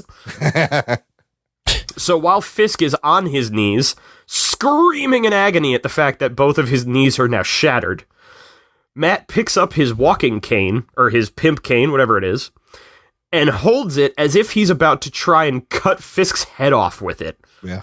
And instead drives it into the ground next to him, and then just drops it. He finally learns mercy. He could have just dropped it. I don't know why he slams it into the ground next to him as if like, see, I could have killed you. He then basically comments on how, oh, by the way, word's out that you're the Kingpin somehow. And how does he know that? I could hear the police radios, and they're all coming here to arrest you, so you're going to jail. Justice has been served. Wink, I'm out of here. But he just murdered a whole bunch of people. Why is he stopping now? Not the guy who actually killed his dad. And he decides not to kill him. Because he's not the bad guy, Imran. I mean, he says that. He goes, I'm not the bad guy. I'm not the bad guy. He leaves. We basically get a neat little wrap-up where Ben is about to write up a story about how Matt Murdock is Daredevil, and then decides to delete it because, that's not cool. By the way, how does a delete button work exactly? Can somebody explain? I love that I wrote down in my notes, this movie doesn't know how computers work. Oh, this is 2003. The websites they show you look horrible. So Ben hits the delete button once. Why is there a delete button right next to print? And there's Who like a made print. this keyboard? That's very confusing.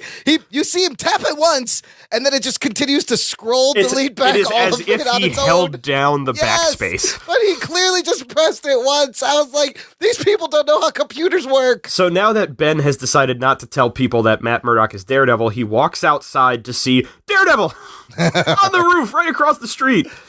And he just kind of gives him a little nod and is like, go get him, Matty, while Ben Affleck's telling this whole voiceover about how, I have to be out there to be the one saving people because I'm Batman. I mean, Daredevil. I wish I was Batman. This is not the Batman movie I thought it was going to be. And he goes diving off of a roof in CGI to go swing away into the credits. Yes. And in the middle of the credits, we get a little taste to let us know that Bullseye is not dead, as he is in a hospital in multiple casts and bandages. Oh, yeah. And is annoyed by a fly in the room. Yes. Which he then kills by somehow tossing a syringe with fingers that barely move. Yeah. And pinning it to a wall. The guy's good at throwing things. You got to give him that much. Which now tells me I don't think he's so much psychic as psychic and telekinetic. He's a magician. And that is the theatrical cut of Daredevil. Yay, roll credits. Talking nerd. Well done. Let's take a quick break here. I'm going to play some promos of some indie podcasts, and we'll be back to figure out what the fuck happened with this movie. After these messages, we'll be right back. Do you like sci-fi, AI, and technology? Do you enjoy going on tangents and down random rabbit holes of a subject? Then join me and my friends each week on Brokebot Mountain as some artificially intelligent people attempt to walk through a maze that explores themes of existence and free thought in sci-fi TV, movies, and books. The conversations are unique and bring an unusual perspective to the genre and can literally go anywhere. And we do mean anywhere. You can find us at blazingcariboustudios.com or look for Brokebot Mountain on iTunes, Stitcher, and Google Play, or anywhere you listen to your favorite podcasts.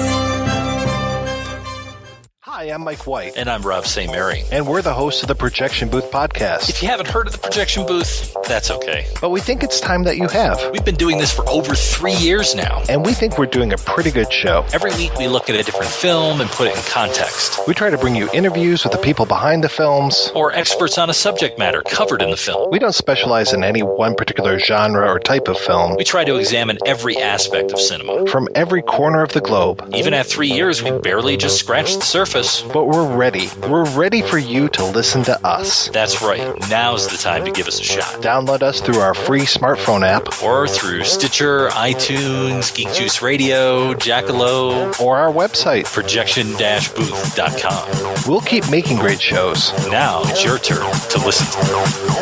It's not just any day. It's Mr. Throwback Thursday. Hey, this is Jamie. And this is Bill, and we are the Mr. Throwback Thursday podcast.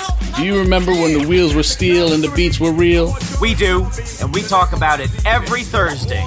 You can check out Woo News, One and Done, Record of the Week, and a whole lot more. That's Mr. Throwback Thursday, keeping it classic on iTunes, Stitcher, and at highvoltageradio.com.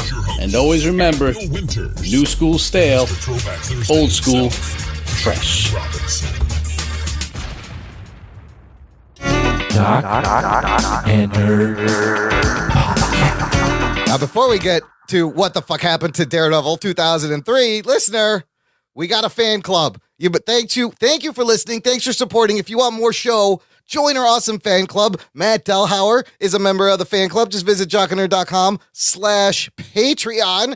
And for a low donation, you'll be helping us out and you get access to an exclusive podcast feed with hours and hours. There's got to be like 15 hours of bonus content on there. We're adding every week, post shows, instant reactions to movies, pre-shows, funny clips. There's lots of fun stuff to be had at the fan club. Delhauer, what happened? What the fuck happened? What do you got? Well, nothing. They were just trying to make a movie. They literally were trying to honestly, that's actually about it. You could sum it up in that sentence. Yeah.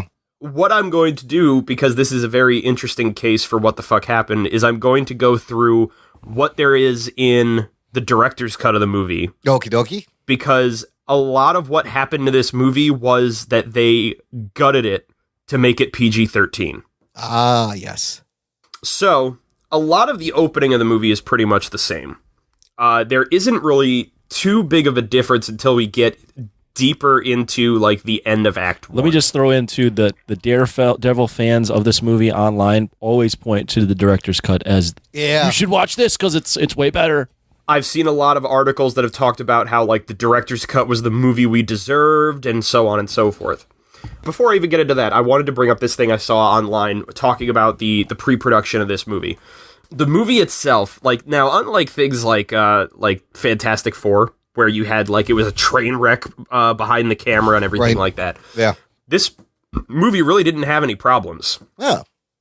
It bounced around to a couple of studios in the late 90s because Marvel was going bankrupt and really wanted money. Mm-hmm. And eventually it landed at Fox.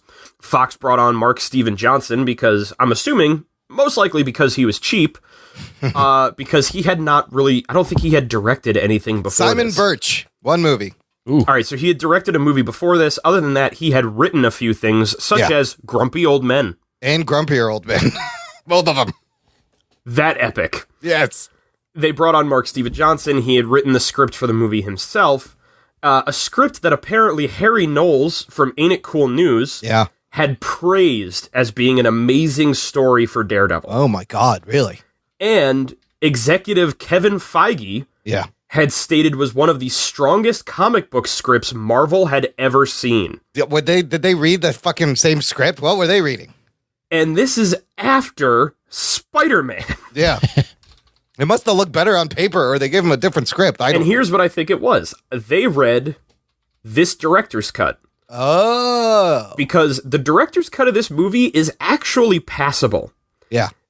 It doesn't answer for some of the more strange choices, like what the hell they were doing with Bullseye. Yeah. But it does actually give you a more coherent story to follow, and actually more interesting aspects to characters. And it has one of my favorite roles in this movie that was completely cut out, and that is Coolio. Yes. So Coolio there was a whole subplot with the Coolio in the middle, and he was hilarious. I thought those parts were great. He was never seen the this. entire. So what they do is the director's cut adds in a few bits and pieces here and there, but it adds in an entire subplot that they completely cut out of the movie. Yeah. So little bits and pieces were things like extended dialogue, in his flashback, a little bit more added into the montage of him training. The fight with the bullies was longer. It was a lot of slapstick humor of him just knocking Anthony Jr. in the face with his cane. Yeah. But ultimately, it really picks up steam in a couple of spots. Number one is the fight at Josie's bar is longer. Yeah. Far more violent. Yes. And included titties.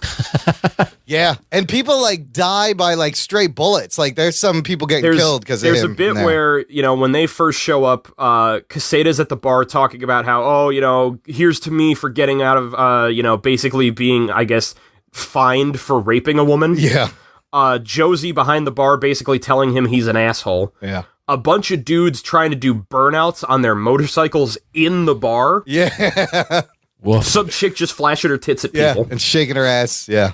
And then when Daredevil finally shows up and the fight starts, it's a lot more of him breaking bones, people getting bloody, and then people trying to shoot at him. They bounce off of the fan that he's on, ricochet off and hit other people. These guys have the worst aim. They can't hit a fucking guy on the fan, just hanging out on a fan. Nobody can shoot him. Some of the dialogue is a little bit different, like when he tracks down Caseta in the subway, just before he trips him up, Caseta pulls his gun on him and tells him to go to hell, Diablo. And Daredevil responds with, well, you're going to beat me there. And then trips him and he falls. Okay. The biggest difference, honestly, comes in the plot with Coolio and with how the relationship with Elektra progresses and is seen in the movie. Okay. The fight scene between the two of them is a little bit longer, but there is actually no scene of them walking around New York City, her talking about how Daddy taught me I needed to never be a victim. Okay. Yeah. Huh. Instead, they get into a fight, she gives him her name, and she leaves with the bodyguards. Yeah. He then meets up with Foggy at the courthouse because they're there for a hearing on a guy. Oh, okay, hold on. I gotta take a step back for this whole thing. So, after he kills Caseta and he goes home, there's this really cool sequence where he's about to get into his salt water bed. Yeah, I didn't understand this part. And he hears someone yelling and screaming for help. Yeah.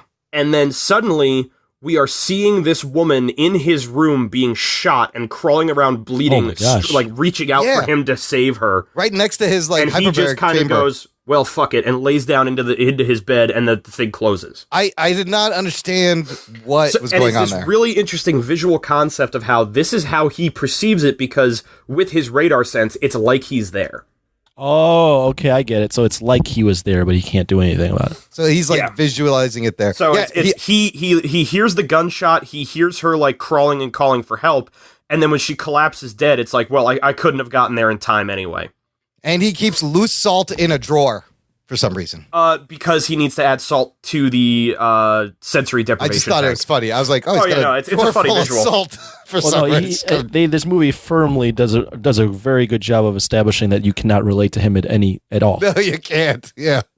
So when he meets up with Foggy... Oh, that's the girl. It's Lisa Tazio. So when he meets up with Foggy, the two of them are meeting up with Coolio, who was arrested the night previously because he was found in an alleyway with a gun in hand that had recently been used to murder a hooker named Lisa Tazio. Yeah.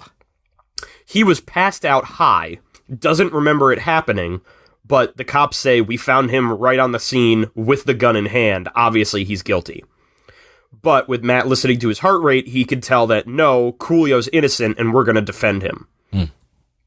There's a lot of scenes that happen with them in the court, trying to convince the court, there's this whole kind of slapsticky comedy bit where while they're in court, Matt's trying to tell the jury that maybe Coolio's character isn't the best person in the world, but he's not a murderer. And then the whole thing is him facing away from the jury while he's talking to them, then turning around and being like, that's what it's like for, what is his name, Marcus or something like that? Yeah. Trying to talk to a wall. And then Foggy comes over and leads him back to the chair, and they do this whole bit where he almost falls down because he doesn't know where the chair is. Yeah. And, like, there's this little bickering moment between the two of them that I actually really like, where he's like, you always want to do the chair bit, and I always think it's too much. Yeah, he's like, it's too much. It was too much. The relationship with Elektra, the events occur differently. So she doesn't invite him to the ball until after they have their whole meeting up on the rooftop and him seeing her with the rain. But instead of it then leading to a sex scene, there is no sex scene. They meet on the roof, he sees her with the rain, they kiss, and then he hears the dude who works for Kingpin beating somebody up and tells her, I have to go, and he leaves. And just leaves her there on the roof. But to go home, change, and come back, and the guy is still beating up the fucking guy. Runs off, gets into his costume, finds this dude, beats him up, and that's where he does his whole I'm not the bad guy bit. Well, also, I like the courtroom scene you were just talking about. The cop goes to testify to say he does do it, and Matt hears that his heartbeat is also normal, and he's like, wait, he goes, he's all right, not so lying. somebody has to be lying, but neither of them, I can't hear either of them lying. Yes, so it was kind of an interesting mystery. I was like, what's this?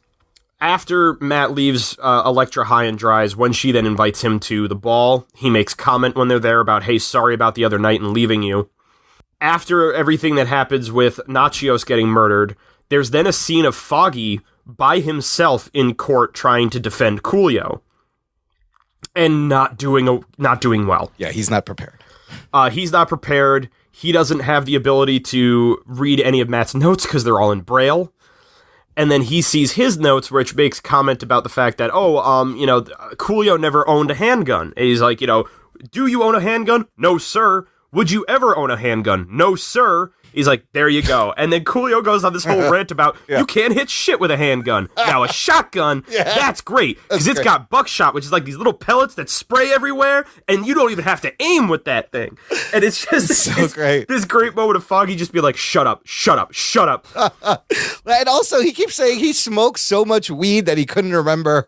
I was like, wow, that has to be a lot of weed. There's a great little another call out to the comic where he says that he couldn't have killed Lisa Tazio because the last things he remembers is meeting up with his boy Turk. Yes, Turk gets a name drop. Yeah. Anyway, there's also a little bit where after Lisa is killed, Matt and Foggy break into her apartment to basically do their own little CSI investigation. Yeah. They find that she had written something on the desk that Matt can feel the impression of in the wood that is MOM68. Right. So he goes, oh, great, there we go. Foggy's like, great, there's the evidence. The mom did it. They keep going on through a few other things. They go to the ball. Nachios gets killed. Foggy has to defend him because Matt refuses to show up. At which point, I'm trying to remember how this comes along now. Oh, at the funeral for Elektra's dad, which I didn't even mention there was a funeral. Oh, yeah. There's a whole funeral scene with another Evanescence song. Of course there is. Where it starts raining and Elektra puts up her umbrella so Matt can't see her, which is a huge kick in the balls. What an ass. What a dick she is.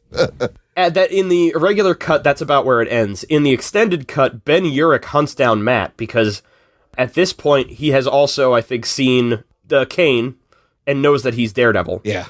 And basically tells him, I had an informant named Lisa Tazio that said she had a connection to the Kingpin, but never told me the guy's name. So in the ball, damn, I'm like, I have to keep jumping back and forth. Yeah, they really chopped the shit out of this At the ball, movie. After they meet with Fisk, Foggy winds up talking to Wesley for a little while. Wesley basically just calls him an asshole and says that we would never hire you, but still gives him his card. Ben Urich says Lisa Tazio was informing on the Kingpin because she was connected to him through somebody she was seeing as a client, but never gave him a name. Later on, Foggy's in the office trying to figure out what to do about the case, and Karen comes up, looks at the piece of paper, and says, hey, what's this? He goes, oh, the only piece of evidence that we have in our case, and the only thing Matt has contributed to it. And she goes, oh, well, what does it mean? He goes, I don't know, it doesn't mean anything. And she says, well, when was the date of the murder? He says it was on August 9th. And she looks at the piece of paper and flips it upside down, and it says 89WOW. At which point, Matt tells Ben Urich the fact that Lisa Tazio was informing on him, or I was informing on the Kingpin, he should get in touch with Foggy. Foggy then goes looking through his cards because he noticed that Wesley was wearing cuffs that said WOW on it, sees his name is Wesley Owen Welch.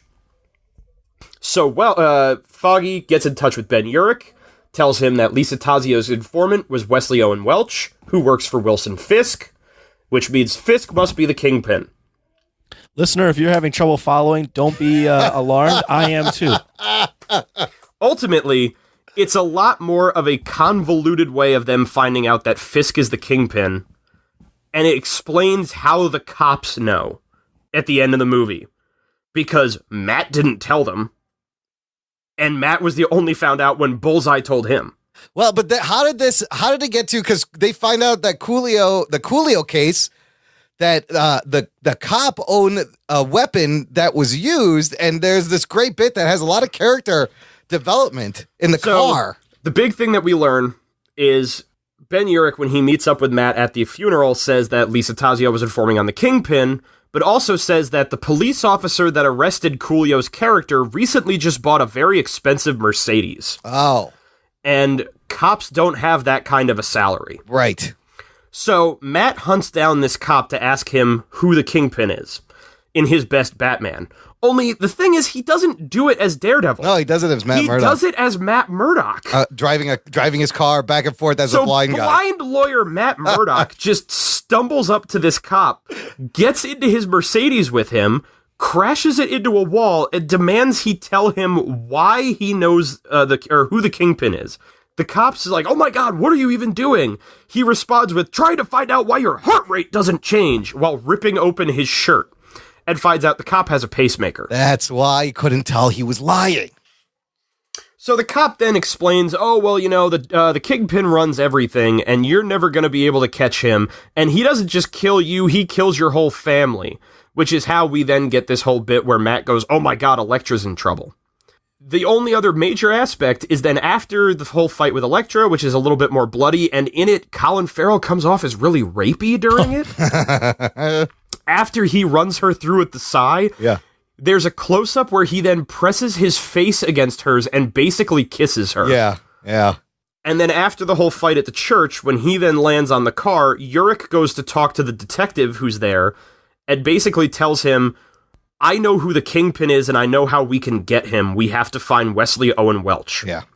So after Fisk sends him away, he apparently went to a bar to go drown his sorrows. This cop finds him immediately and basically tells him, you're going to go ahead and you're going to turn on Fisk and tell us everything we need to know about him being the Kingpin for a plea bargain out of the murder of Lisa Tazio. With the fact that Wesley Owen Welch has now been arrested for this murder, Coolio's character is absolved of all charges. And after Matt takes on the Kingpin, they have a big moment at the end where he and Foggy are basically saying, congratulations to Coolio for getting out of your murder charge. He is constantly hugging Foggy and telling him he owes him, and it's a pretty good comedy scene. Yeah. And here's a scene that they had in it that honestly was one of the few I feel absolutely should have been cut out. Urich then walks up to Matt and tells him, by the way, I am going to write the story about you being Daredevil. Yeah. I don't care if it's bad for you. I'm a reporter and this is what I do. Yeah. And leaves. What confuses me is Urich doesn't seem to remember that Daredevil has killed people. And those people weren't even threatening to out him as Daredevil. That's a good point. Why would he be like, this dude will murder me? When he does his story that does the whole bit with the delete button where it erases the story and he walks outside, it makes more sense that Matt is looming over his apartment. It's like, I will murder your ass if you print this thing. But so the director's cut has this whole subplot. It makes the relationship between him and Elektra a little more tense and a little bit weirder. In the fact, maybe not weirder. It's a little more understandable in the idea of she doesn't bang him after being basically beaten up and sat in the rain. And the fact that he is so aloof with her explains why she seems so determined to be with him. Because he is basically gaslighting her. And then the whole Coolio plot gets you to understand how they find out that Wilson Fisk is the Kingpin without it just being convenience of the plot. It's just a slightly more coherent movie. There's still the shitty dialogue and CGI. There's still terrible lines. Yes. The costume design is weird. The CGI is still shitty. Oh, yeah. Colin Farrell is still a delight. Colin Farrell, it looks like he's enjoying every single minute of being able to ham it up. He had fun. Yeah. I don't know if anybody else did. Yeah, Maybe Michael Clarke Duncan. Oh, that was the thing. The introduction to Kingpin is so much better. Yeah. Because he finds out that apparently somebody has been talking about the Kingpin because it's in the papers. So this is to set up that Lisa Tazio was talking, and that's why Welch kills her. But he also does this whole line to Wesley where he says, in ancient times, kings would actually cut out the tongues of their bodyguards so they couldn't tell anybody anything. And then murders both of his bodyguards with his bare hands. Jesus Christ. Then he's screaming. Like, screaming, just this primal, angry scream as he bashes one's head in and breaks the other's neck. So, this is the first thing you see when you meet That's a lot Kingpin. better.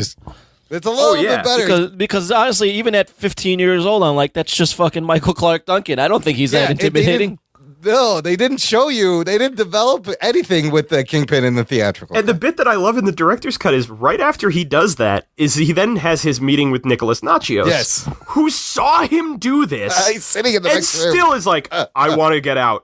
I don't want to be tied to your thing anymore. And he's like, oh, okay. Yeah, the main thing is the whole Lisa Tazio bit with that really is the structure throughout the thing. I'm assuming that was the script that got shopped around. That was the script that got Johnson the job. That was the movie they made. And then the problem was Fox was not willing to go the route of a rated R superhero movie. But would that even have been rated R? It didn't seem like that. Yes. Imran, come on, dude. A lot more bloody violence. There is more blood, and there's titties. And the line from Colin Farrell of "I want a bloody costume" is actually "I want a fucking costume." Oh yeah. Yeah, at that point, Fox had just seen X-Men and Spider-Man make a good amount of money being PG-13, and it had to pivot.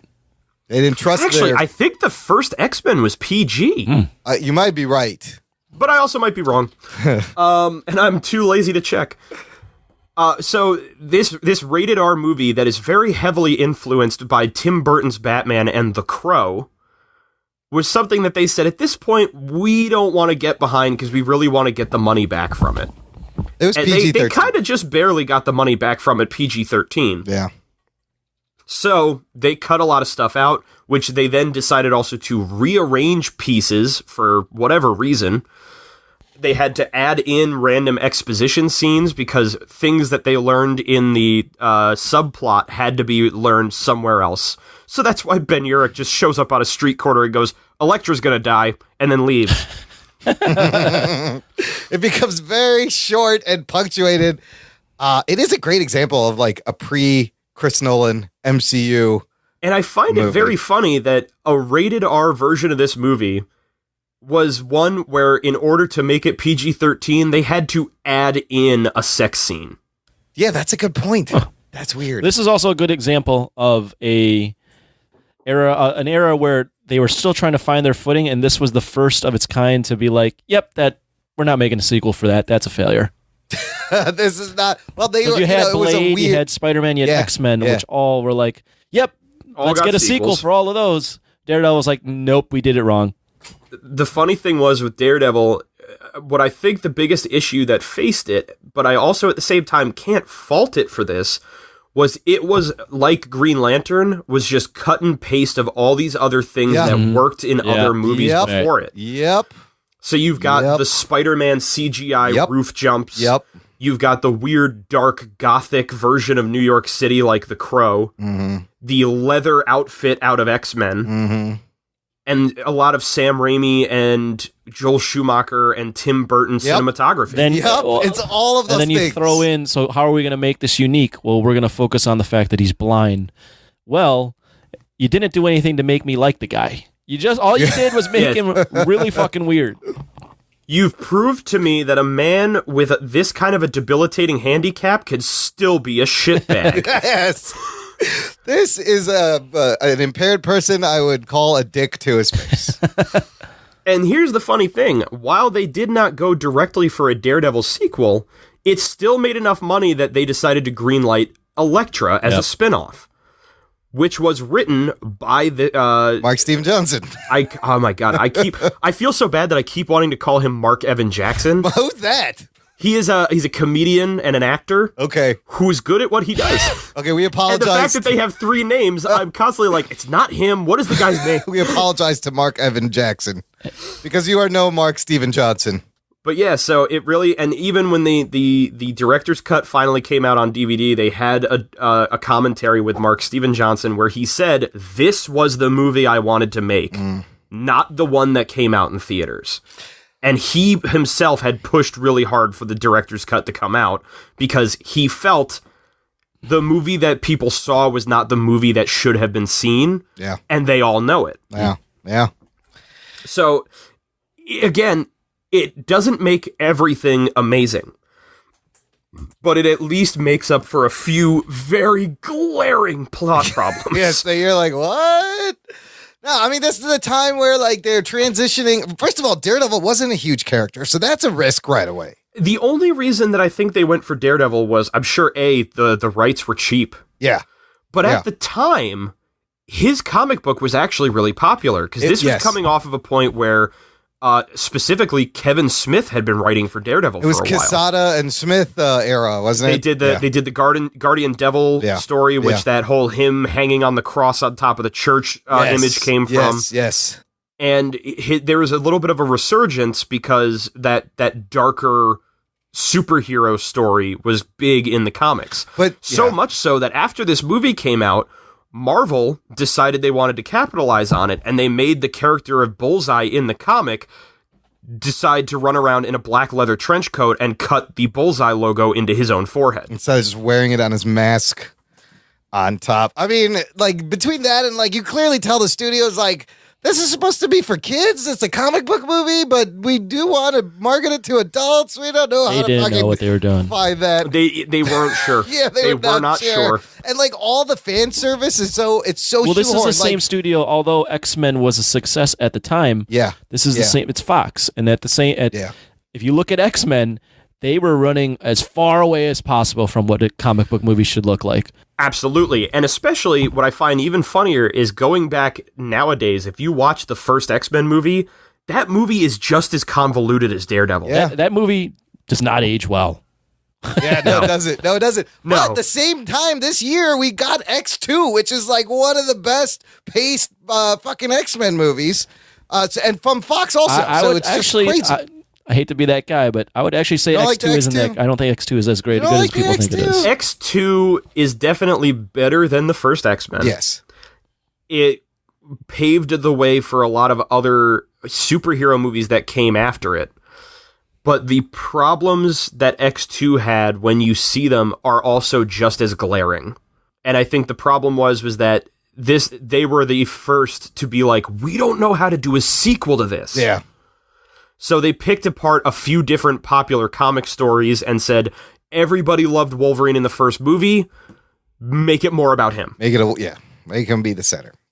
I gotta watch that again. I actually haven't seen that in many, X2. It's still enjoyable. It's a movie that's definitely going to be remembered as being one of those that like stuck its flag and is like, oh man, like these movies are serious.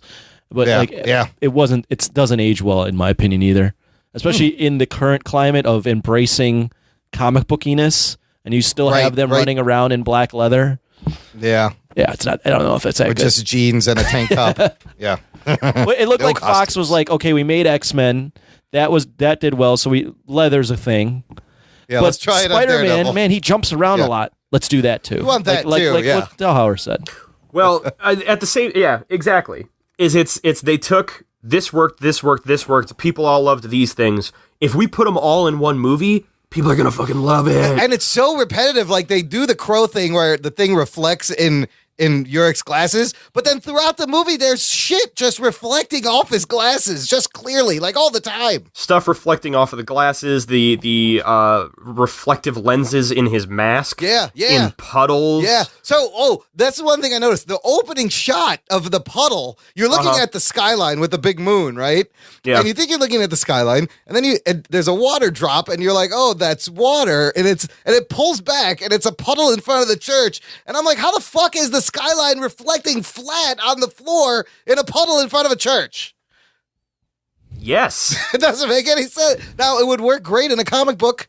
It doesn't work when you add motion and you actually pull back and you're like, I also love that this movie, one of the things, like, I love the moments you can easily see where you're like, oh man, Mark Steven Johnson got it on that try. Yeah. Really loved The Crow. He really loved The Crow, bits like him just hanging out on a rooftop between two angel statues that are, mind you, also CGI'd into the scene. Oh, really? Because they don't exist. Yeah, there's it is every piece of every movie that's come before this. It seems like together. To me, because we've done a bunch of these now, a lot of times, like Delhauer said, it's bad production. There's a lot of problems, a lot of too many cooks in the kitchen. This just seems like chalked up to they were still trying to figure out what the fuck a superhero movie is supposed to look like. Yeah, it really was. Especially this character.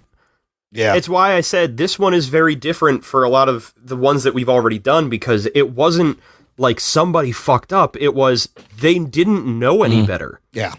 Like, no one had seen X2 or The Dark Knight or anything like that. But it's also, it's a movie that had to be made to get to where we are. Right. Exactly. This was one of the first instances of, if I just throw all of the good stuff into a bowl, does it make a giant good thing? Yeah, no, it doesn't. No, it doesn't. And then, 5 years later, they show us with Iron Man how to fucking, this is what we do. Yeah, they did a bunch of other things, but Iron Man. Well, a bunch of other things, but. And Chris Nolan's Batman. Well, then you have Batman Begins, really. That's like the first thing that you're like, oh my God. Yeah. Talking about Batman Begins, to go on a tangent for a moment. Yeah. I saw an article the other day that was talking about deleted scenes from like Batman movies that absolutely should not have been in the movie. Yeah. Apparently there was a point in I think it was in Batman Begins, that Chris Nolan was going to have when Bruce Wayne decides he's going to be Batman, it's because he has a dream where he is back in the cave where all the bats attacked him as a kid. Yeah. And then a bat that is the size of a man appears in front of him. Whoa. And is basically staring down at him. And this is where he gets the idea of a man-sized bat. A bat? Oh. And so there was a man bat that you can find a production photo that they crafted, a practical version of it, and you see a shirtless Christian Bale standing in front of it. Oh, shit. I'm glad they cut that out. I don't know if that would have worked. It's very... No, that was just a little too far into the weird. Yeah. Subtlety. And it really would have taken me out of it. Yeah, there's a good call for subtlety. Like, that's from the old era of these movies. So it's kind of like he made that decision. It's like, also from Batman vs. Superman, when he has the dream where the man-sized bat comes out of his mother's grave and bites him. I was going to say, it's very Zack Snyder sounding, even before the Zack Snyder. Not to go on too much of a tangent. Good stuff. And again, really, the one thing they did right, I wish the show did a little bit more, was the radar. But good stuff, Delhauer. Well, I would say also, I think, although his mask is leather, it does look better than the mask. I kind of like the suit. The big collar bugs me, but like it's redder, and I don't know. I remember when this came out, there was a copy of, I think it was Toy Fair magazine in the comic shop by my house. Yeah. Where it just shows off all like the action figures and stuff. And the cover of it was the action figure they had for Daredevil from the movie. And you could actually see a better detail of the costume. And looking at it, I was like, I love the design of it. It was just that I was also 14 and didn't think to myself, like, a leather costume is stupid. How are you breathing in that? How do you breathe? How are you moving? How are you moving? Yes. How do you be an acrobat in leather? The design is actually okay. If not almost right. Yeah, it's just the material's wrong. Yeah, you're like, can you fucking be acrobatic in a tight leather fucking fitting thing? I love the look of the Billy Club and the art design that went into crafting that. Mm-hmm. And I love that it actually has the Is double there any lock reason D. Another thing, why was it? Just because they didn't want to embrace comics? Why Elektra doesn't wear red? I think it was to offset the fact that Daredevil was already in red, so they put her in black. Got it. Because apparently enough people weren't wearing black leather. She wears the red in her movie, doesn't she? In her movie, she does. Yes, she does. Yeah. Wow, good stuff. Look, listener, if you like this, I'm going to give you all a little bit of homework. This is the seventh one. Check out the other 6. And here's the movies we've done. I will put all these links in the show notes. Episode 41, we did Spider-Man 3. Episode 75 is Fan-Fantastic 4 from 2015. Episode 109, What the Fuck Happened to Batman and Robin from 97. And then we got on our Ryan Reynolds trilogy, where we did episode 128, Green Lantern, followed by episode 149 is R.I.P.D., and then the last one, 166, What the Fuck Happened to X-Men Origins Wolverine, all with Ryan Reynolds either featuring or starring or cameo role. We had a little Ryan Reynolds run there. Ryan Reynolds run, and maybe just had to take him say down that a peg. 10 times fast. Maybe this is the start of a Mark Steven Johnson trilogy. Oh, no. I don't know. It's funny that you mentioned that, Imran. Yes. Because I know I had spoken to you at one point. Yes. About the possibility of doing a Patreon-only What the Fuck Happened. Oh, shit. Geek Nerd. Yes. That is Elektra. I think that would be a great follow-up. I think that is the perfect platform because I don't think many people ever saw Elektra. Yes, it's a great follow-up, and I can't thank you enough for offering to do that for our Patreon subscribers. Listener, another reason to join the fan club. There may be, in the future, there will be an exclusive What the Fuck just for the Patreon. When? I don't know. That's why you got to sign up. Visit jockandnerd.com/Patreon so you don't... $1 a month, you asshole. Yes, you will get this. You won't miss it. I'm even doing it. Even the Delhauer, who's giving us great content, is on the fan club. So... If that isn't worth the price of admission alone, I don't know what is. Also, feel free to suggest a movie. Tweet at us at Jock and Nerdcast. I like the idea of doing Dark Knight Rises. I kind of like that one too. I know. Because it's kind of off the cuff. Yeah. Yeah, I also know, I think it was also Adam Morris that said he really wants to see us do Masters of the Universe. Oh, he loves Masters of the Universe. He's a huge He-Man fan. I find it funny that it's like I think he genuinely loves that movie. Yes. But he wants me to make fun of it. He wants you to rip it. I think that's the best. I think he knows what the movie is. Come on, you can love the movie, but just take a look at the movie. Plus, we've done 2 Marvel movies, so I think we need to balance it out with the DC. We'll figure it out. Yeah.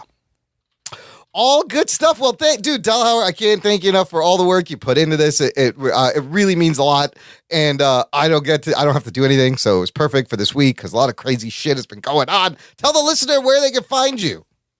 Oh, the listener can find me on Twitter, currently as @Matt Delhauer. So my name will be spelled in the title of this. You'll be able to spell it out properly. Yes. And I am happy to finally announce that after New York Comic Con takes place in the beginning of October, we will actually be opening the doors on bringing Geek Chorus back. Yay! Oh! So the website will be getting set up over the next couple of weeks. We're going to be trying to get the RSS feed so we can have all of the previous episodes out there. And then I will actually be getting things put together to have guests on and talk about things and whatever. Geek Chorus, are you changing you are changing the RSS feed? It will have a new feed. Yes, it's going to be on its own site, so that way you don't also have to listen to the Weekly Jump if you don't want to. Sorry, Pete. He's fine. He understands. He gets all it. Those links will be in the show notes, listener. And if you want to hear more of me, check out a podcast called Trivia Geeks Live and Sketching Comedy. Oh, yes. That's another thing. Yes. I don't know when it will actually air, but within the next month or two, I will actually be showing up on Brokebot Mountain. Oh, excellent. Over nice. at Blazing Caribou, where we will be discussing Terminator. Oh, nice. Oh, nice. I like that. So I look forward to going into full-on cinema nerd mode. Oh, that'll be fun. And seeing just how much effort I put into this that Carrie may not. Well, listener, I'm sorry, Carrie. all of those shows, Trivia Geeks Live, Sketching Comedy, Brokepop Mountain, you can find at our friends' lovely network, Blazing Caribou Studios. And that will conclude What the Fuck Happened number 7. Thanks for listening to the Jock and Nerd podcast. My name is Imran. My name's Anthony. He's the Jock. He's the nerd. We'll peep you next time. Cueva noche. Cueva noche, everybody. Find yourself a nice Cueva noche and settle down with them.